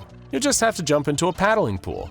You can do that, can't you, D2152? The paddling pool in question was SCP-120. Every time a different glow emanated from it. I was instructed to jump into it. The exact second I did, I found myself transported somewhere new. I got the Himalayas on my first go, Greenland and the Sahara Desert on the next 2 tries. Every one of the locations I ended up at had some kind of Foundation facility established nearby. They'd pick me up and I'd be taken right back to SCP-120 to continue testing. It felt like I was being deliberately, intentionally tortured. The Foundation was giving me these momentary glimpses of freedom every time I was transported by SCP-120. It was a carrot on the end of the stick that they were keeping just out of my reach, and I hated it. It made me realize that I had never been there to work for them. Being part of D-Class personnel wasn't a job. All I was to them was a human lab rat. But now it's my last day. They promised me by the end of day today I wouldn't be here anymore. I just want to be out. Done with D-Class for good. The Foundation researchers have given me one last simple test to do before I go. They said if I do, then I'll be gone. All they wanted me to do is wear this amulet for someone named Dr. Bright. How hard can that be? And they said they'd let me go after this one thing, so can't be anything that bad, right? Right? Want to own an SCP of your own? Go to scpswag.com for premium anomalous merchandise. Now go and check out what if stars are actually exploding D-Class SCP-2193 and SCP-2317 The Devourer of Worlds A Door to Another World for more strange stories taken from the ranks of the SCP Foundation.